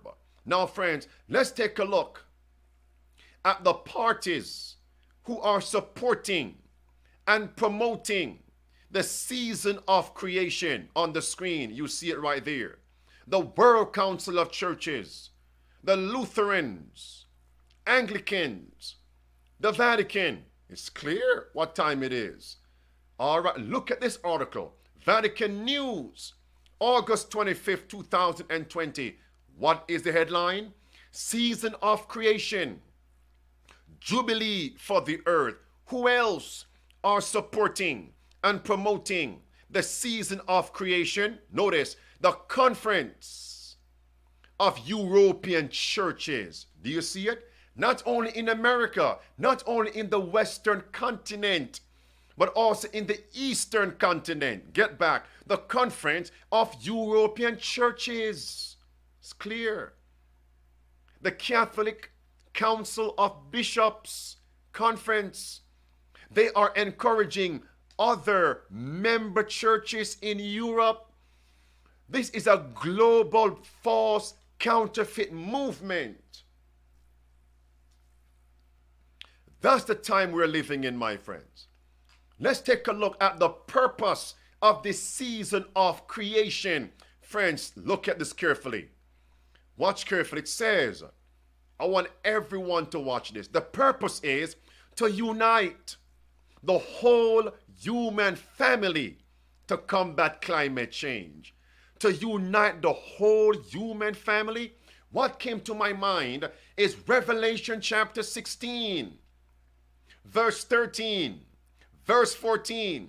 The dragon, the beast, the false prophet, spirits of devils working miracles to gather the whole human race to war against Jesus.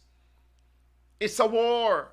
To war against Christ in the person of his saints. The dragon, the beast, the false prophet. That's what's going on now under this veneer, season of creation.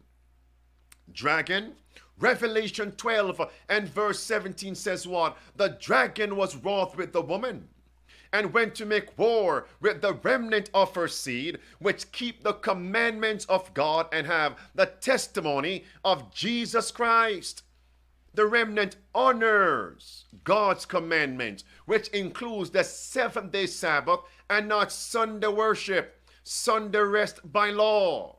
A war, my friends. What time is it? Romans 13 verse 11, a time to be awakened out of sleep. Hold on.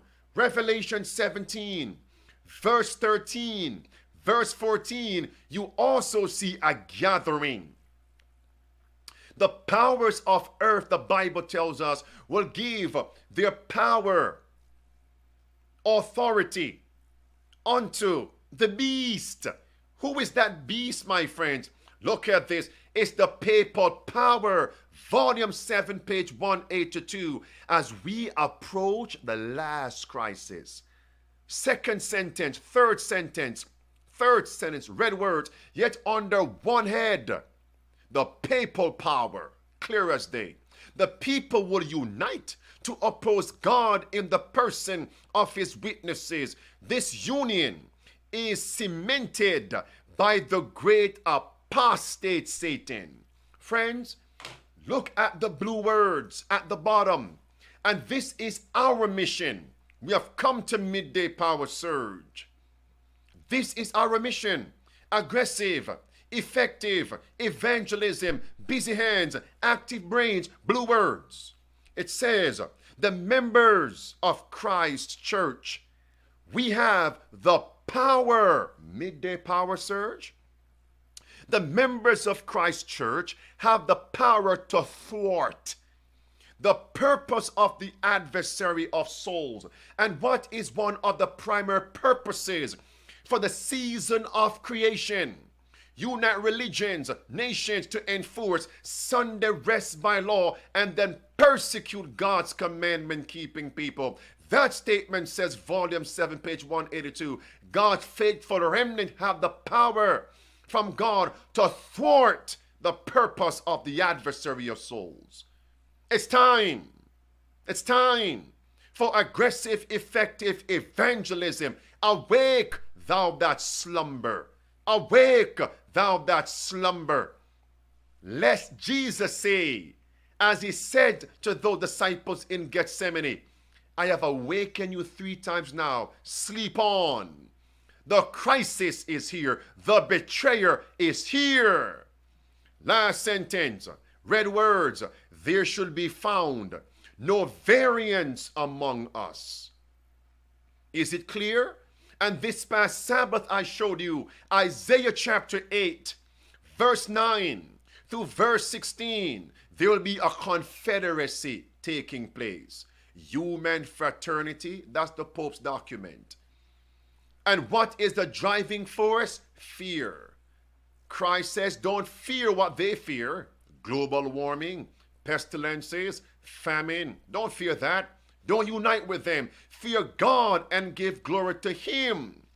In that time period, verse 14, verse 15, Isaiah chapter 8 says, many among God's professed people will fall, stumble, and be overthrown. I don't want to be in that group. Verse 16 says now, bind up the testimony, seal my law among my disciple. It's time for aggressive, effective evangelism. The doors of opportunity for medical missionary evangelism are closing.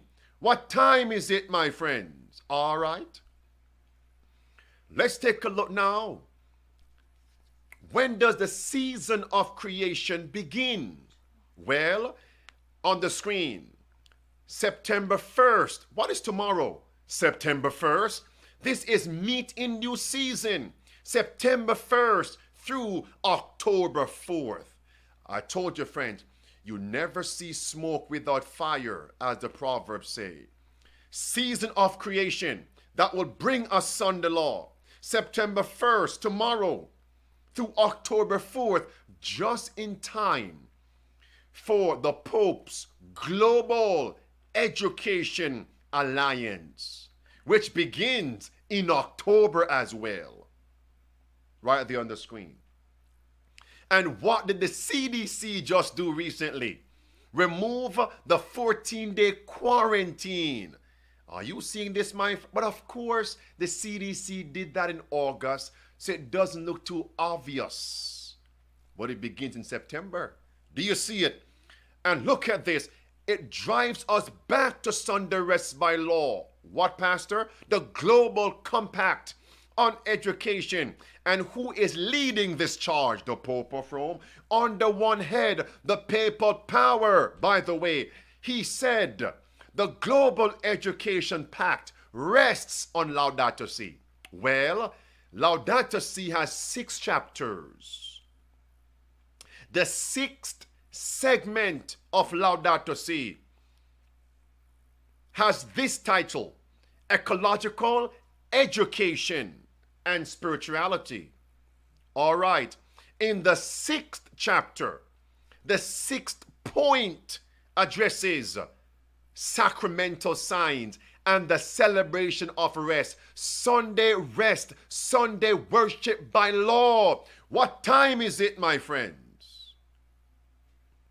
Take a look at this. Sunday rest by law. And now the Pope is gathering all humanity to pray for earth. What is he doing? The season of creation is to gather all humanity to pray for earth. Don't take my words for it. There it is, my friends. The Pope's words, red words, he says, I strongly encourage the faithful to pray in these days. Pray for creation. What comes to my mind is Ezekiel chapter 8, verse 14 through verse 16. What was seen? People were weeping for Tammuz. Tammuz, God of nature, God of agriculture. And what happened in verse 15, 16 onward? The people turned their backs to God's sanctuary of truth and their faces toward the east and worshiped the sun toward the east. And what happened next? You see, friends, praying and weeping for Tammuz, the God of agriculture, nature. Next step, Sunday rest by law. Next step, the close of probation. Ezekiel 9, verse 1 through verse 6. The final mark of righteousness, mark of deliverance for the saints. Who are they? They are sighing and crying for all the abominations that be done in the midst thereof. However, a second group receives the mark of the beast. Wow. So, yeah, Wow. I just wanted to share that clip. I know we went over, and I know we had, some technical difficulties and background noise, but that's okay. We had been prayed up, and we had our session together, and we heard what Yahweh wanted us to hear and be aware of, what's happening and what has just started on this September 1st that I had not even heard of. I had not even heard of it. And so Yahweh puts it in my path in just a timely fashion, once again, to share it with all of you. And that's a little pastor. He's a Seventh-day Adventist pastor, but he had that other good clip too that I had wanted to share one time, but I didn't have time. So I believe I posted it in chat, and y'all probably saw it. But he brings out some current events that we really need to know about, and he does a good job of that. Yeah, Mary, you had a question?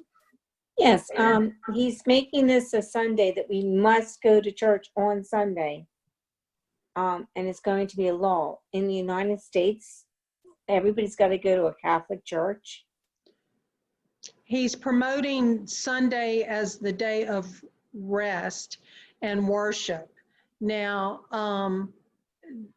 they've been trying to reinstitute Sunday law for a while. Is it going to be this year? I can't say, but they're constantly getting these groups together, trying to get it to where no one should worship except on Sunday and not on the Sabbath.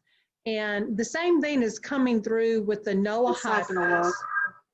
The same That's not thing, going to work. well, the same thing's coming through with the Noahide laws.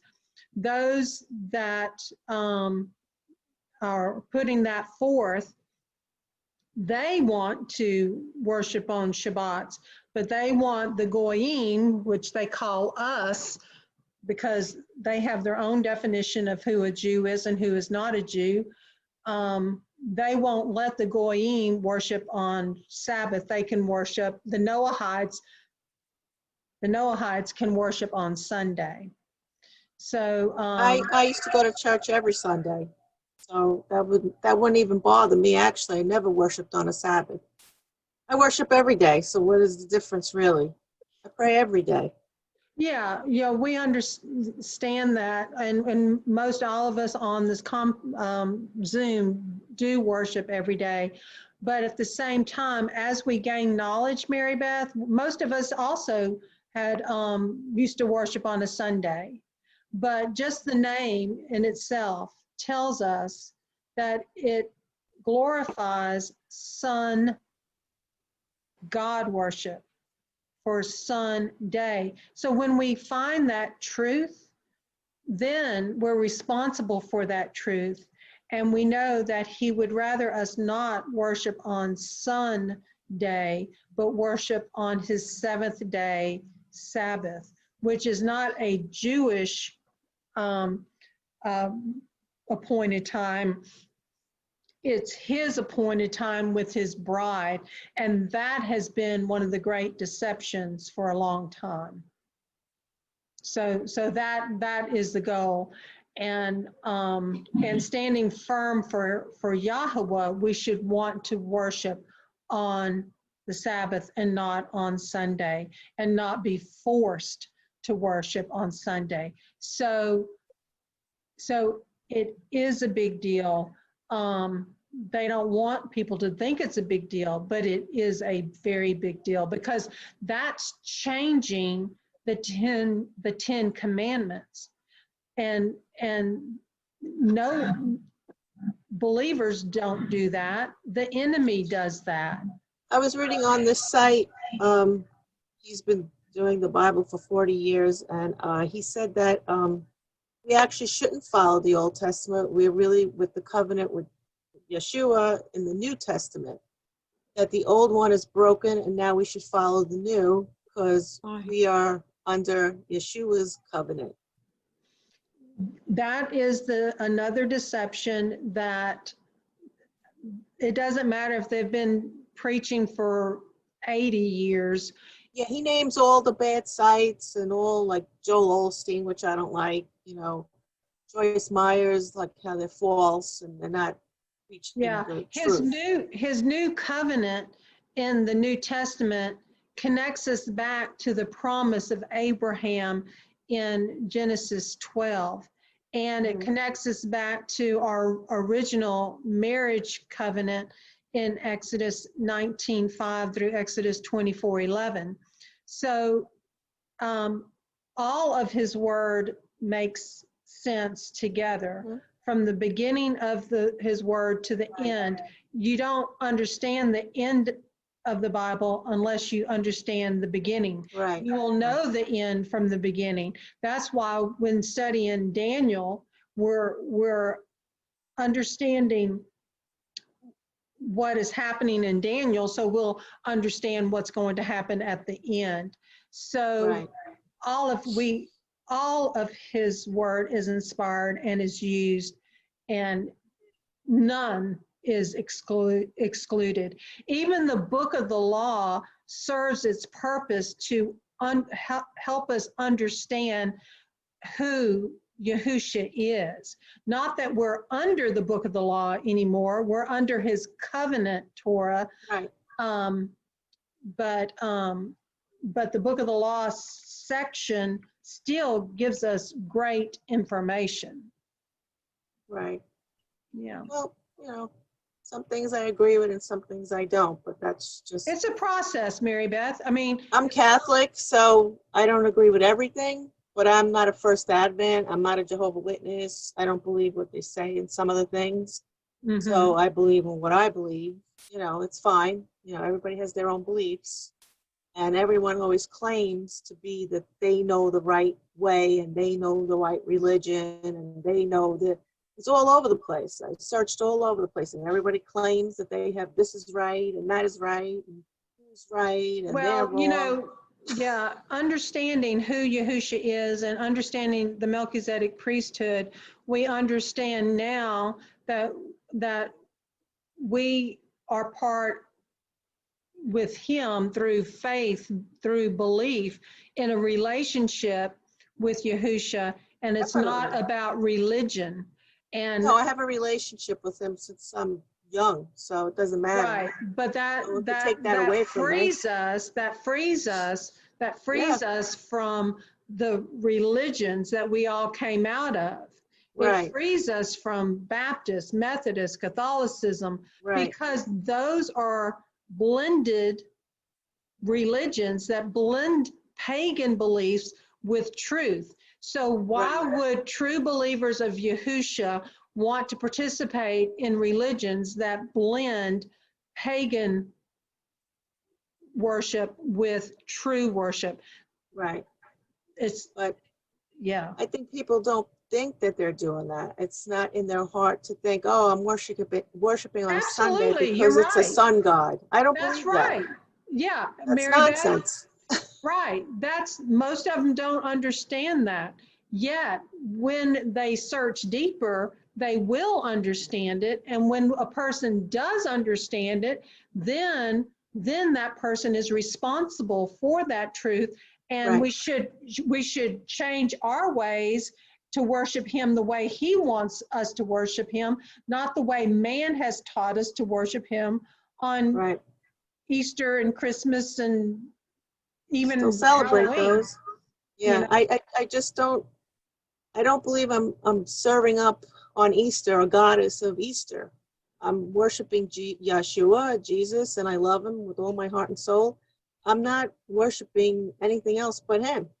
and none of So, us were. None of us yeah, were. However, when I learned that Easter exalts Ishtar, the fertility goddess, thus the Easter rabbits and the Easter eggs, then I was like, oh my goodness, I didn't yeah, I even know. know of the person named Ishtar. But now I that know. I know that, I wouldn't want to worship on that day. No, I want to find the correct calendar and worship him on his Passover, not on Ishtar Easter.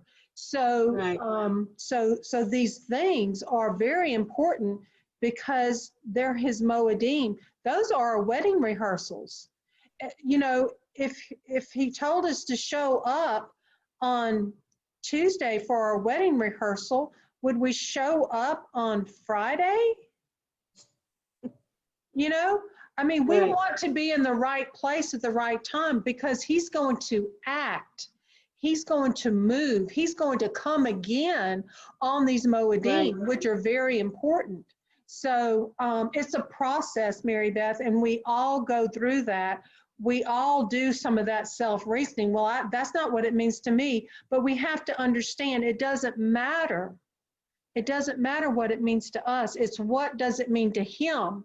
And if I right. know what it means to him and I still do it, then I'm in disobedience. And then I have to face him one day and say, well, that's not what it meant to me. Well, but he's going to say, but yeah, I sent so-and-so into your life to tell you the truth. And you know, and yeah, so, hey, it's between each individual and Yahweh. Right, and there's so many people that come into your life giving you different things. How do I know they're not right and you're wrong? Or how do I know they're, it's a million things that you go through. That's right. And you know how you know?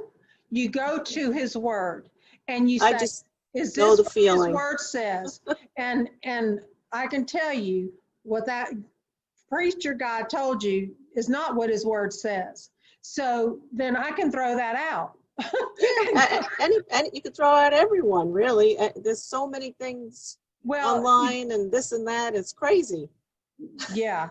And it's a Just ask the constant Holy battle. Spirit, Mary Beth, to guide you Yes. and Oh, I convict your have. heart. I'm being And good. that's what I did. I said, I have just no remove it. problem. If it's not of you, just remove it. And he'll be faithful to do so. And don't I'm worry very about close it. to Yeshua. I pray to him all the time, and I always feel him. I have no problem with that. Mhm. He'll lead me where I need to go. That's right. That's what I mean. Mhm. Yeah, I have Yeah. no He sure problem with that. will. He sure Yeah. will, Mary Beth. and you do have a good understanding of the word, and you're growing leaps and bounds, and it's a process. That's why it's called sanctification. Each day, he's shaping and molding us and taking us, and growing us up at different, and we're at different stages, all of us. So we have to give allowance for one another going through that process. Absolutely. So, yeah, and see, Dr. Woods, you wanted the name of the site from that video, Dr. Woods. Is that the one you were talking about? Yes, please. Oh, yeah. Well, isn't that good? It was good.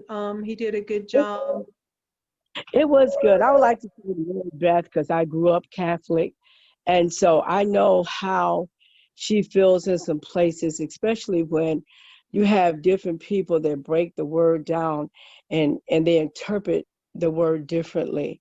I really believe for Mary Beth that the Ruach HaKodesh will lead her. The Holy Spirit is going to lead her and where she's supposed to go. And that's one thing we depend on. There's no way that you're going to be in the Lord and you really love him and believe in him the way she does, that he's not going to direct her.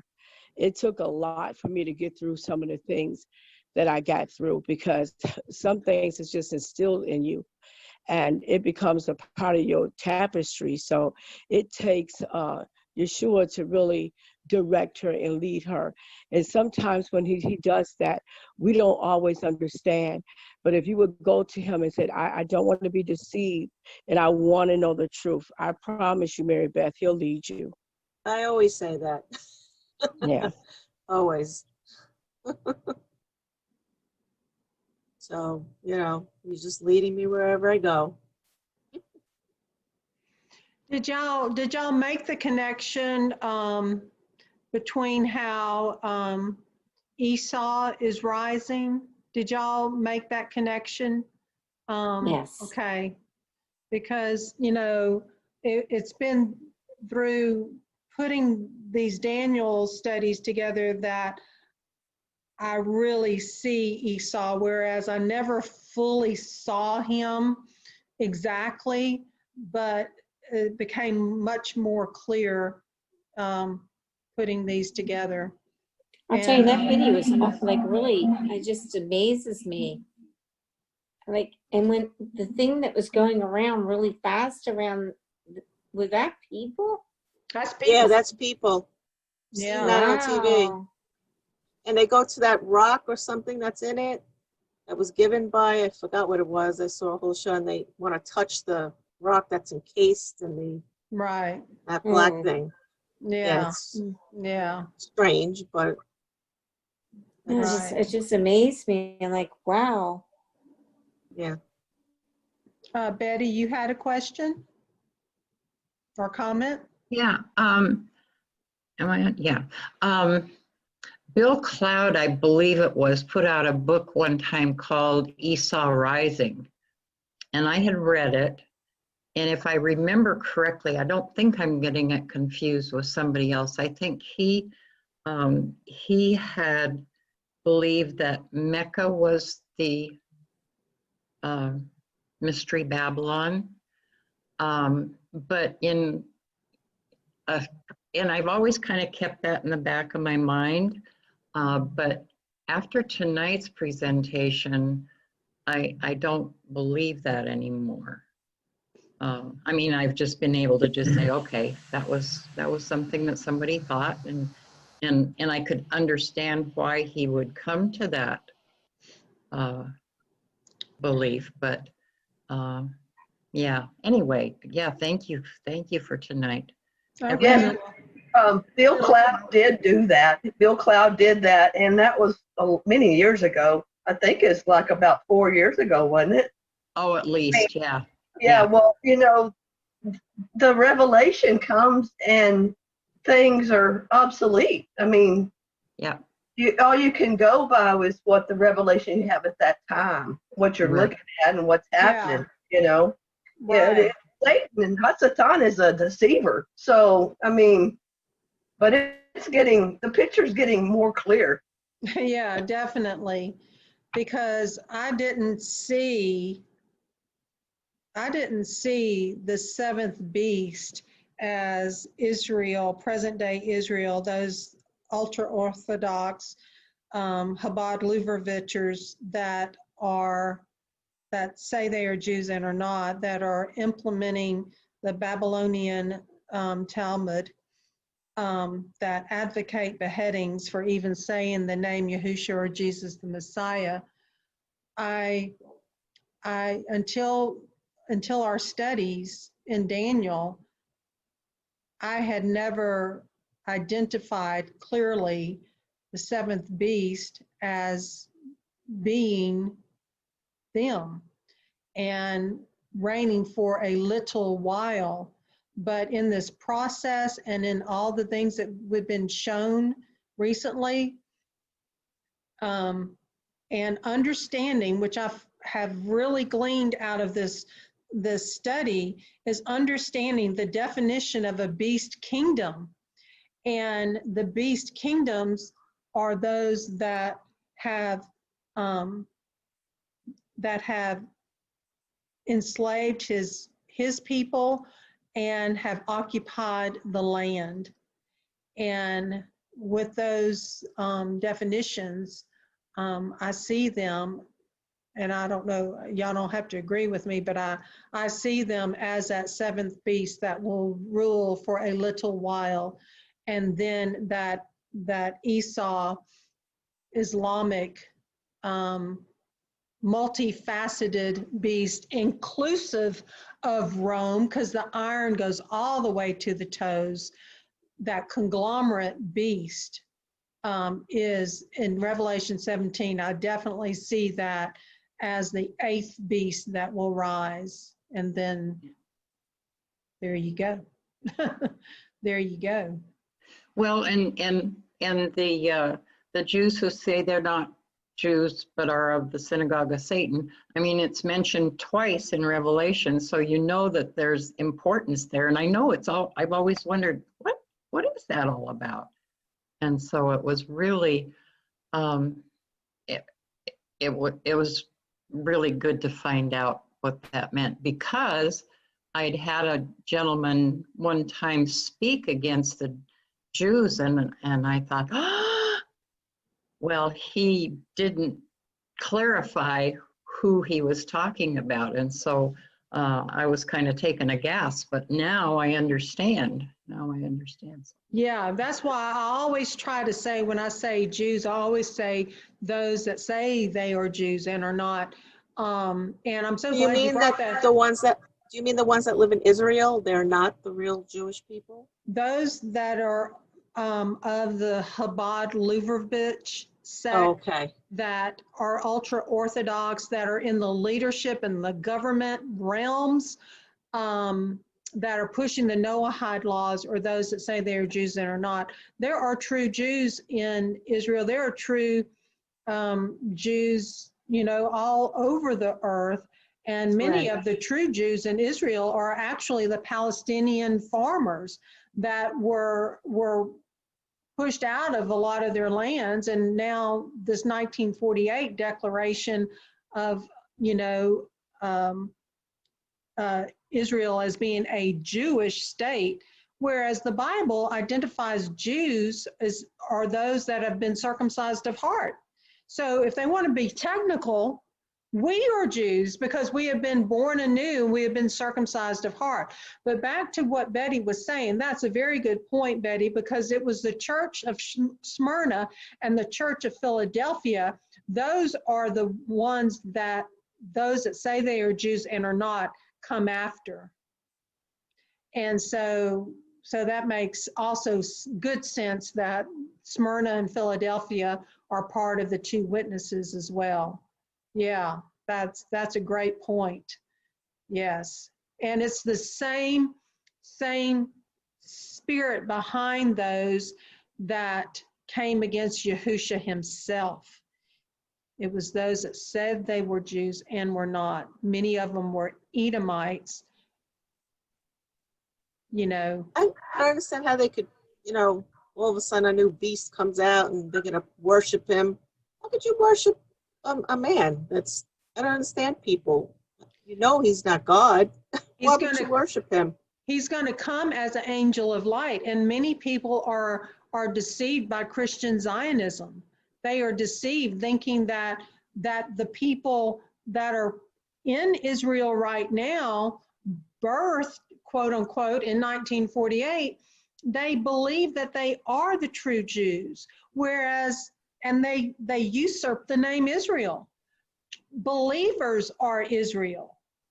We are forming the one new man. The two houses, the houses of Judah and the houses of Israel, are coming together as one, but they're saying they are Israel. You see how the enemy works? And the enemy will come as an angel of light, saying, oh, I can fix all this. I can do this. And the very ones that are our brothers and sisters will turn against true believers that have it figured out, because they don't get it. They won't do it on purpose, but they'll. Isn't he supposed to come in the sky, in the four corners of the earth? Isn't he supposed to come in the sky no other way? Yeah, Yahusha Yeah, returns so in the clouds. if they know that, then why would they believe that person? It just It's sounds just crazy. a big deception, because Yahusha told us himself, when you hear, because he said many messiahs will come in my name, and when you hear people say, go out to the desert, he's there, or go into the chambers, he's there, don't go, it's not him. He's trying to tell us a lot of people are going to be deceived. Project Bluebeam. Yeah. Yes, Hey. Cheryl, and that reminded me of, like, when they talk about, and he'll be able to rain fire down from heaven. Well, there you go, direct energy weapon. I mean, that's raining fire down from heaven right there. Yep. Yeah, Mary, you have your hand up? Yeah, it's one thing. Well, it doesn't surprise me because people seem to follow anything. Look at Buddha, the big fat thing that they worship. I said, how can you worship something you have to make? Right there, that should be a clue. There you go. If you have to make your God with your own hands. But anyway, that's another story. Tonight we're talking about the young and the old. Do you remember that part where we discussed? I was thinking to myself, that's today. I mean, we put our elderly into nursing homes, a place for mom. Right. And then we stick the kids into the daycare, and fill them with vaccines. And just like find someone else to take care of them. And it's just about that middle section, the 20s and 30s, whatever. But I think the reason why kids are put into daycares because both parents have to work today because it's so expensive to live, and they have no other choice. I get that, but they caused it to be so expensive so that you had to. I know. When I got divorced, I had to put my children in my daughter in morning care and aftercare. I had no choice. But it all started with the government over raising the prices. Oh, I know, it's expensive. These places, so that you can't afford to dismiss or to make it very difficult to raise your own children. Mm-hmm. Yeah, I was home for quite some time. My kids are good. We're close. That's good. You're a good mom, Mary Beth. Yeah, close. And I always tell them about this, and then they're like, "Oh, are you going to tell me another end time story?" I'm like, "Yep." I love it. My grandchildren are in daycare too, Mary Beth. It's just it is what it is. It has to be. But I'm just saying that our government, with the taxes and the prices of things, have forced people.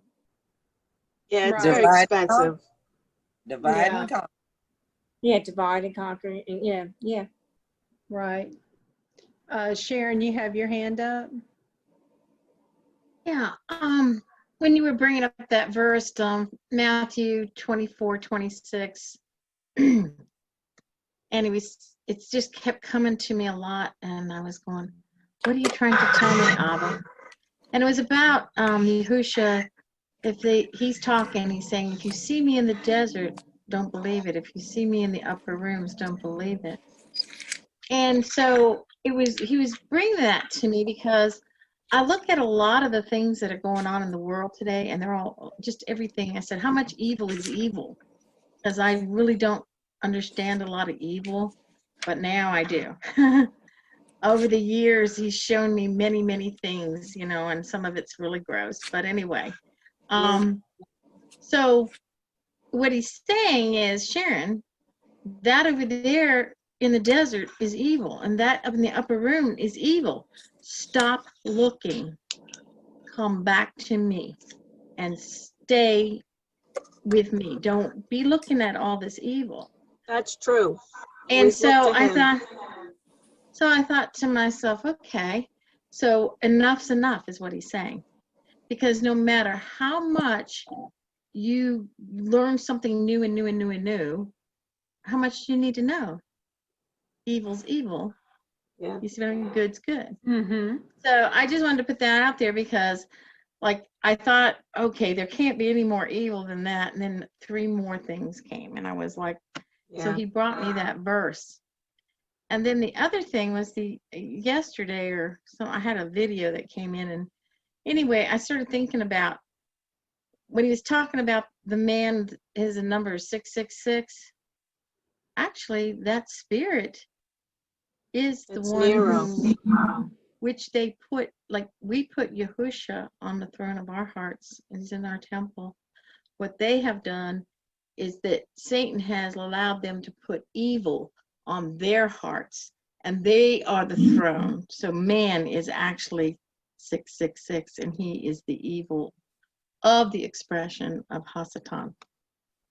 Mm-hmm. So really, there's your, and that's there's no temple going to be built, basically, because the temple is the evil in which man himself puts himself on the temple in him, which is the evil temple. Mm-hmm. Yeah. You know what I'm saying? Right. And I went, wow. So Yeah. everybody's always looking for everything else, but it's really man. It's man, the spirit of, well, we have the spirit of our father. They have the spirit of their father, evil.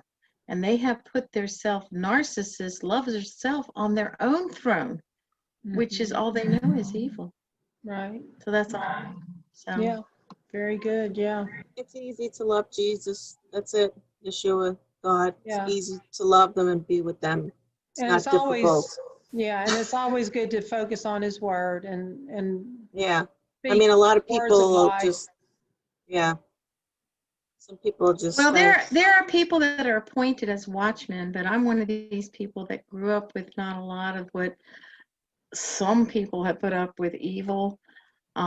But really, we didn't have the full picture with all the pedophilia and everything else that's going on. And the eating of, there's no children on here, eating of babies and things like that. Oh my God, disgusting. I mean, horrific blood, what do you call it, chromophone and all that stuff that people drink, and there's just Yes. on and on and Yeah. and every bit of it has a tentacle to it, just like this 5G. Or let me give you one. They're going to charge you for oxygen, right? So they took down the trees that produce oxygen, and then they don't want you're not allowed to burn firewood anymore. You know, they go on and on. So everything has a tentacle to it. Well, this is coming. This is all coming, believe me.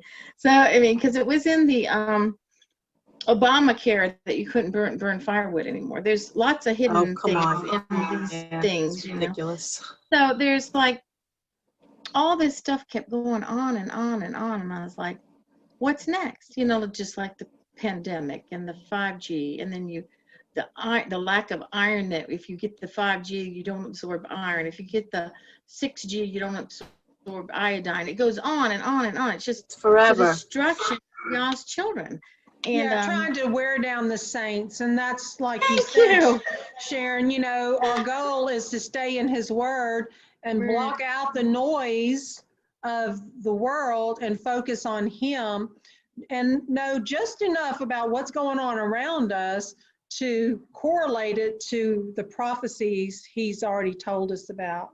So Just when you say all this, stuff, it just reminds me of a dream I had where this electrical monster, I think of electricity, it was huge. It was coming after everyone, and we all had to hide behind like cement. It was just really, it was scary, and I'll never forget it. And I went into this cave, and this funny, weird-looking guy. He looked like, reminded me of a slee stack. Really, you remember the Land of the Lost? Anybody?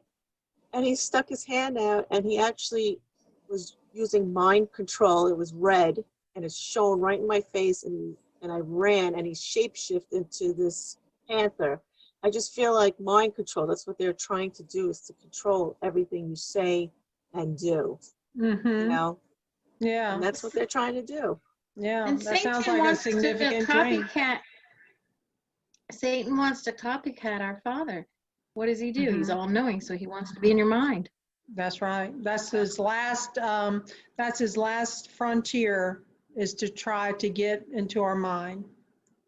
Tries. That's one thing he's never been able to access. And see, that would put Satan on the throne of our hearts, on all mankind, all of Yah's creation. And so we have Yahusha, and we have him on our hearts, on our throne of our hearts. He can't do that. But he's gonna try, and we have to just bind it here on earth and bind it in heaven. And it's Yeah. just, it's like you said, wearing down the saints, basically. Yeah. But yeah. you can't. When you have the Ruach leading because you died to yourself and you decrease, that Yahusha may the Ruach can increase in your life, then you know no longer your flesh or yourself. You have totally given that over as not just an empty vessel, but a vessel filled with all the fruit of the spirits, all the gifts that Yah has given us, that Satan keeps telling us we don't have. Mhm. Well, he's wrong. That's why we have to keep captive our thoughts all the time. Yes, Betty. Would you like a little bit of good news? Yeah. Yes.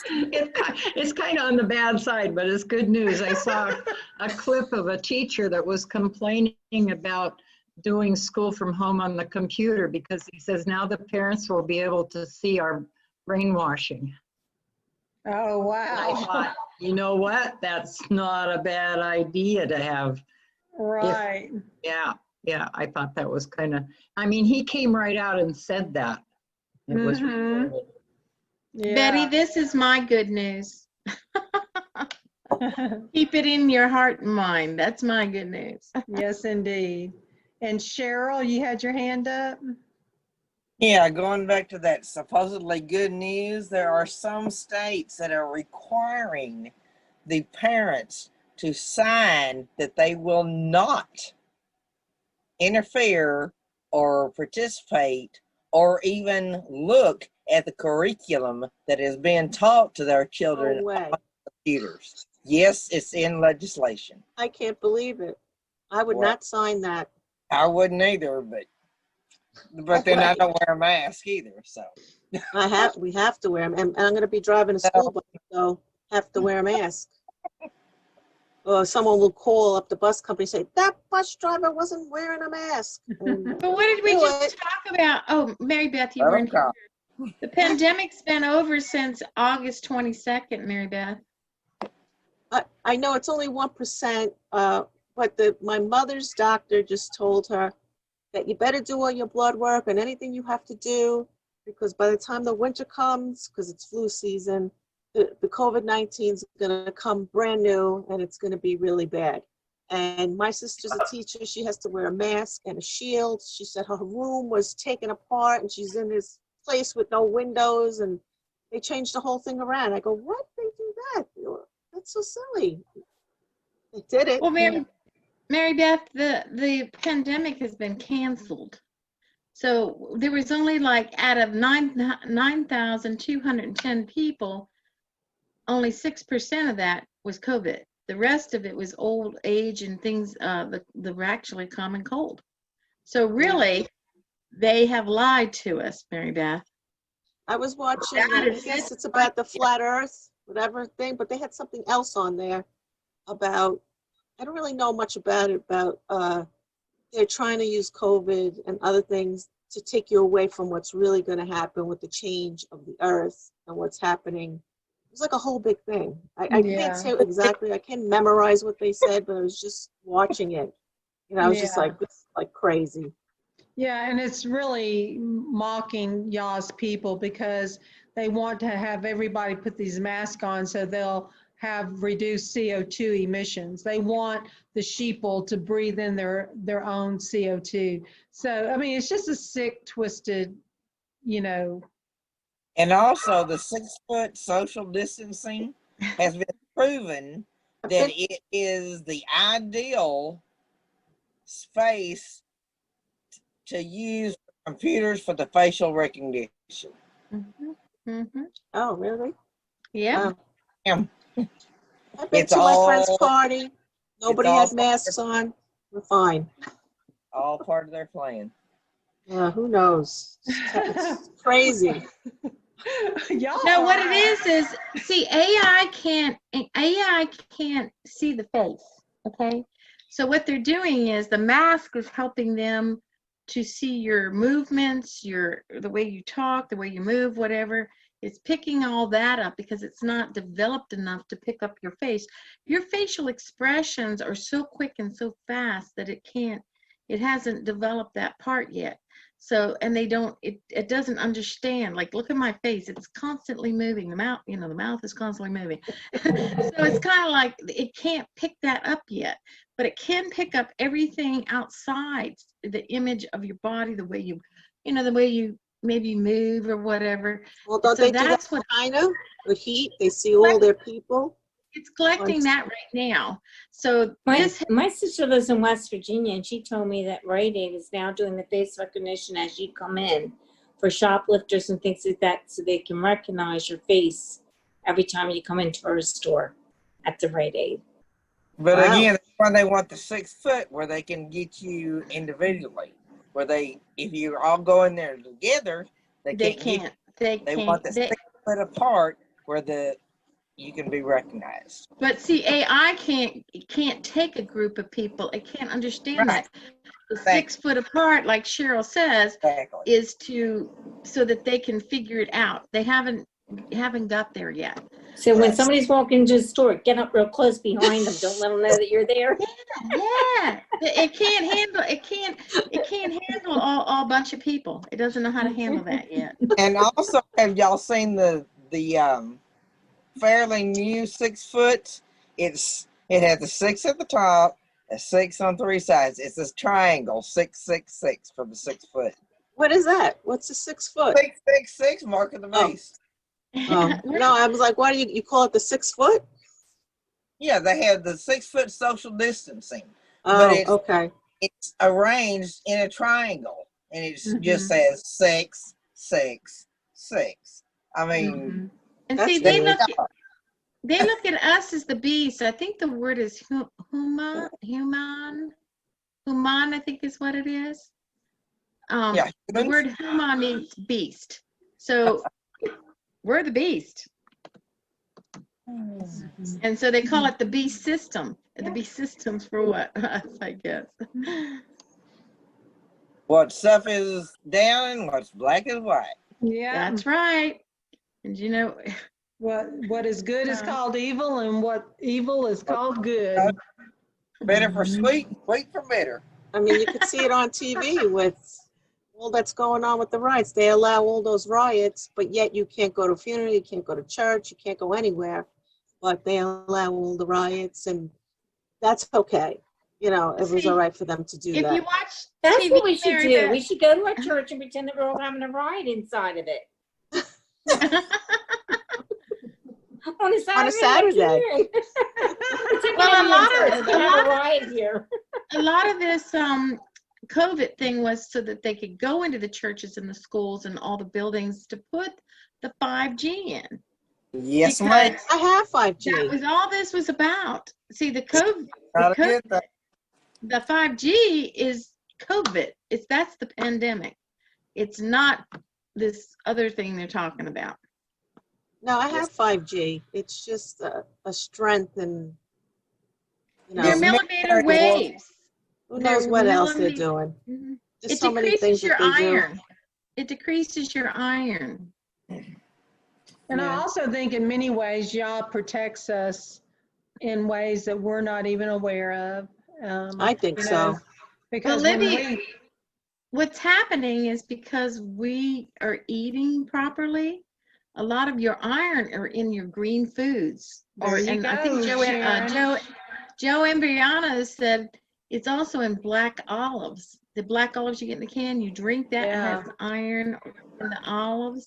Yeah. So we as a people are going away from all the junk food, the box food and all this. We're going back to the garden. That's right. We're getting exactly all that. right. That I do both. see, we won't be missing. Yeah. Huh? I do both. Do Junk both food what? and good food. I don't garden. I mean, I'm a gardener with plants and everything. My garden is huge, but I used to do it with my grandfather, a garden of fruit and vegetables, things like that, but I don't have that now. I have a lot of flowers. You can Well, eat the flowers. thing is we need to go Yeah, some back of to them. getting our own seeds and microgreens, because what's happening, the food supply in this country Being depleted. is Yeah, depleted, very and much China so. took the last crop. They owned the land and they took their crop out of here with them. So, with all the weather wars and the things they're doing with the weather, Now they're saying they're controlling the weather. really Yeah, they I definitely can are go doing into the that. woods, y'all, and I can pick my own food. I know all the plants I can eat, and there's plenty to be had out in the woods. You can make a nice salad. That's good to know. Yeah, it's really good. But to when the know, winter Mary. comes, there isn't that. So you get those microgreens. There you go. Yes, we Grow them do. They're inside. very, very nutrient. You just put them in your house. You can grow them in 7 days. You got all the nutrients you need. Kim, you have your hand up? Oh, well, yep. Now I have a couple more thoughts too. Okay. First of all, about the microgreens, because I'm interested in learning how to do that. And do you have a source where I can, Sharon? Yeah, it's called True Greens. True Okay. Greens. And Kim, I have Yes. go to my website, thelibbylink.com, and I put a really neat video I came across because I was trying to learn about that myself, and I posted his video on my website. Okay. It's under I don't know, prep, maybe prep or something. I can't remember Okay. the tab. Yeah, And also that's Sabine in Germany, she's Okay. a pro at all that. And she At wrote what? some articles, and we tried to get them translated in English. So I put some of her articles there too. Okay. Yeah, I have a plant light. I mean, I had the lights because I tried I just to ordered a do- plant light. Yes, Okay. I tried to do that with my seeds for my garden, but I want to know how to do that because I'm in Michigan, and so we have that long winter, and I'm sure it's going to even get colder, and I want to be able to have greens. I tell my boys, eat your greens, take your Yeah. iron, but also, Mary, do you have a book that you like? In fact, I was just camping this past weekend, and somebody did Hold on a second, I'll get it.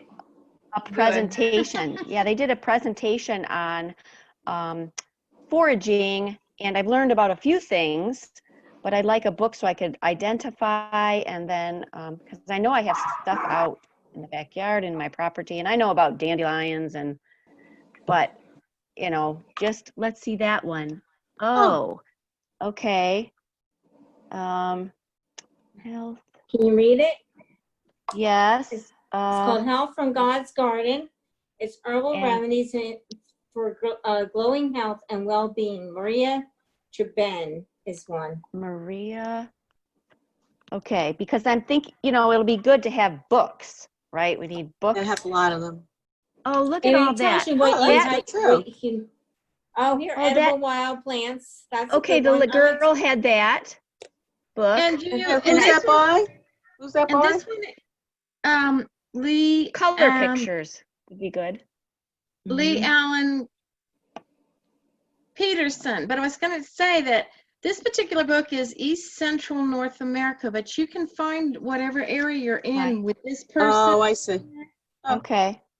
Okay. Okay. And they do in the middle have color pictures, but not all of them are colored, you know. Okay, that's good. They- Well, and, and my, yeah. and one of the things is there's these books called Firefox. I don't have a lot of them, but I just learn things as I go along. Like Yes, I do too. Indians do acorns when Heard that. Yeah. I always so- like to ask people when they start talking about a subject, I'm like, what do you have a book you like? Or, you know, like I And also- found some things, but you might have other stuff. Look at your local, look up Kim, on your local parks, because I went on a couple, like I signed up and went on nature walks where they went and took you through your woods and they showed you. And I would take the pictures of them and they would show you what you can eat, what you can make tea out of. That's you know, a good thing. You know, the aspirin, one guy showed me where, like, what a tree looks like for the aspirin, like you'd actually chew on the bark and it actually is a painkiller.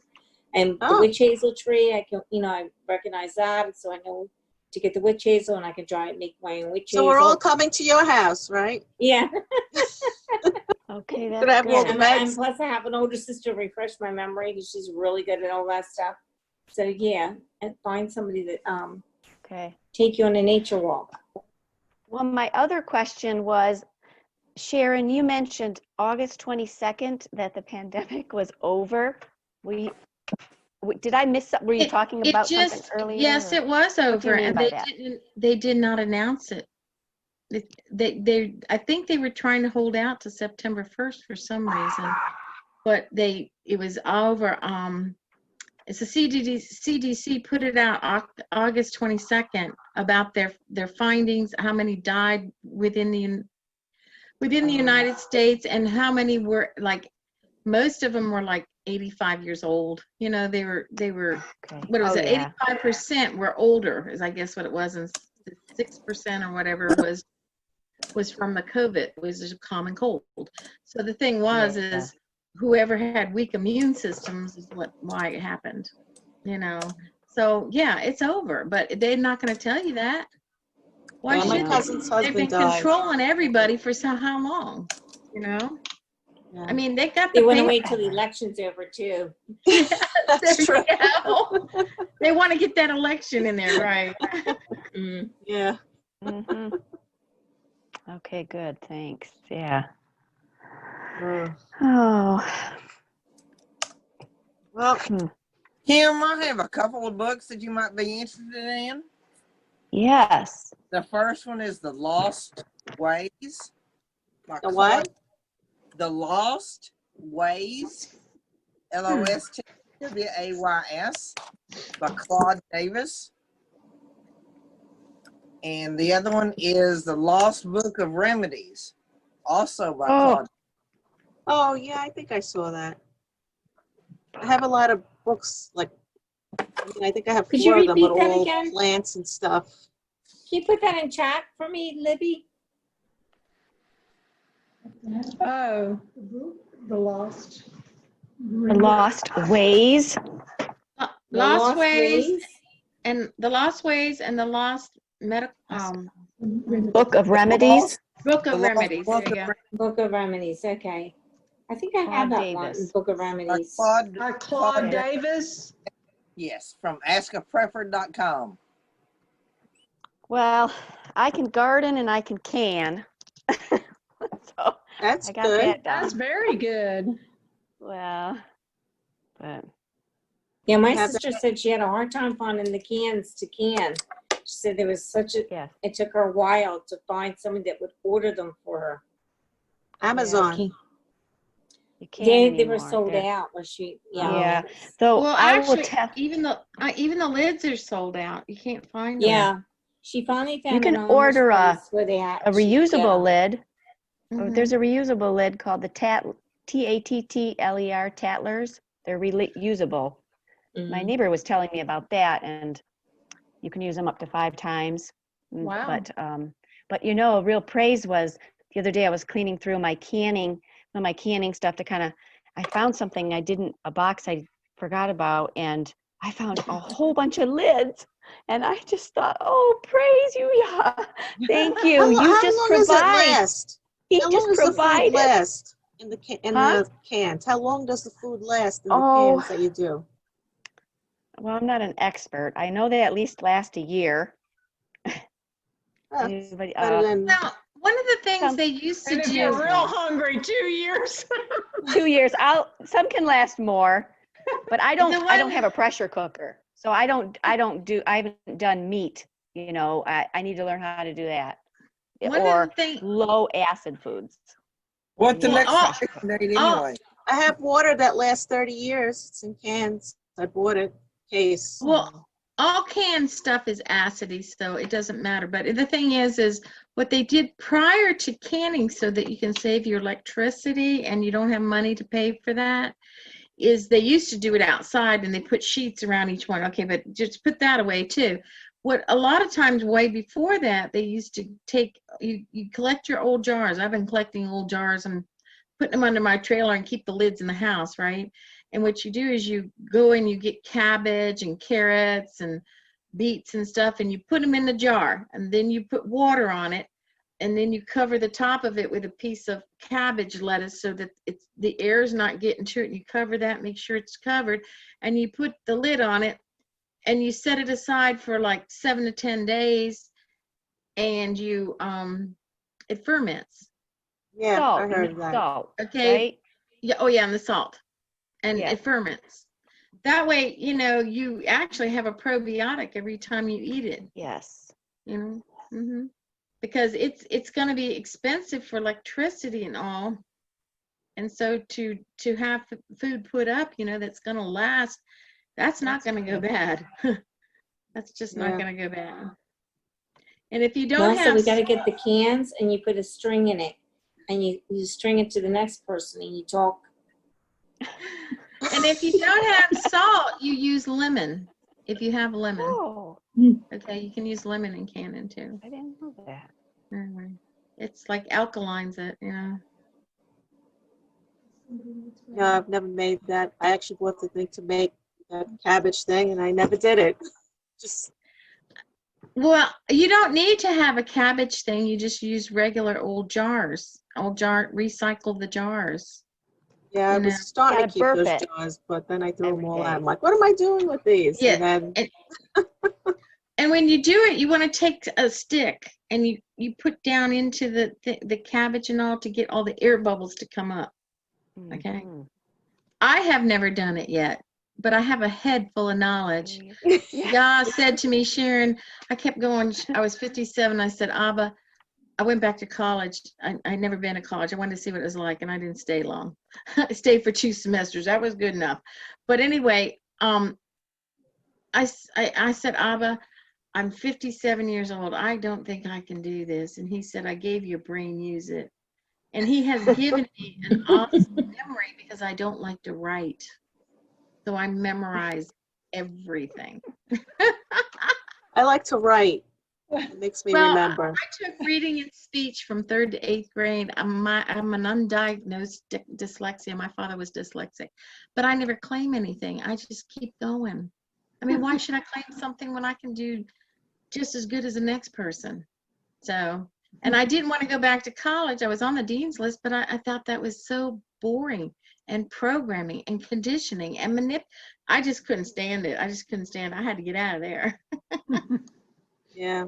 I put a link in You're the paying a chat. bunch of liberals to be brainwashed, pretty much. Store right here. I put a link in the chat on a girl's YouTube channel that's really good with cultured foods. Y'all were talking about that earlier. Donna Schwink is really. I can't hear good. you. Oh, Oh, there you go. okay. Now, Anyway, now I put can it hear in you. chat. And hi, Neil. We're still awake. I've got a lively bunch tonight. Yeah, my How you time here is doing? 11:30. Well, it's 11:30 a.m. in Oh, Perth. I'm PM. It's Wednesday, and it's Wednesday. So there you go. Yeah. All good. Yeah.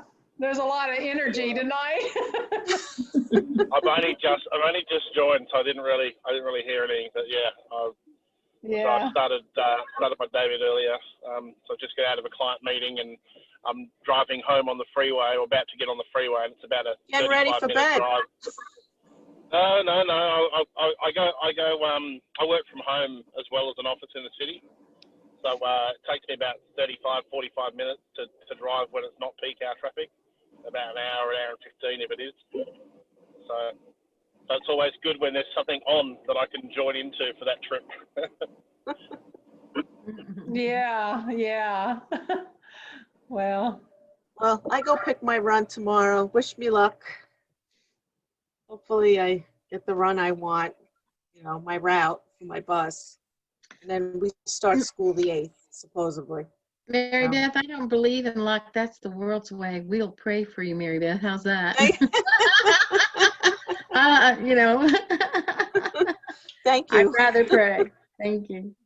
yeah, I bet that's very interesting, driving a bus in the area you live in. Yeah, well, I drive a special needs van, so Yeah, I bet the traffic is horrific, huh?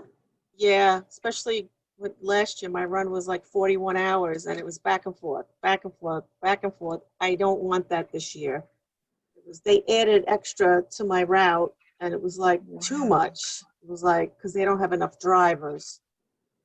Because people quit, Mm-hmm.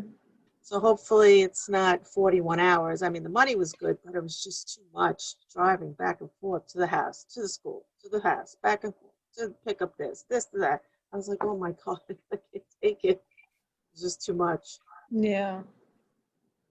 I used to drive a bus when I was 18. I was a student bus driver. Back then, students could drive a bus if you were 18. Oh, really? That's No, pretty scary. No, the thing was is there's no power steering, no power brakes. You had to, and it was a stick Oh, that's shift. the real old buses. I'm 55, so. And I'm like turning the Is that bus like clutch? this because I was like 107 pounds, and the bus, it's no power steering, so I'm standing up almost turning the bus. Yeah, that's difficult.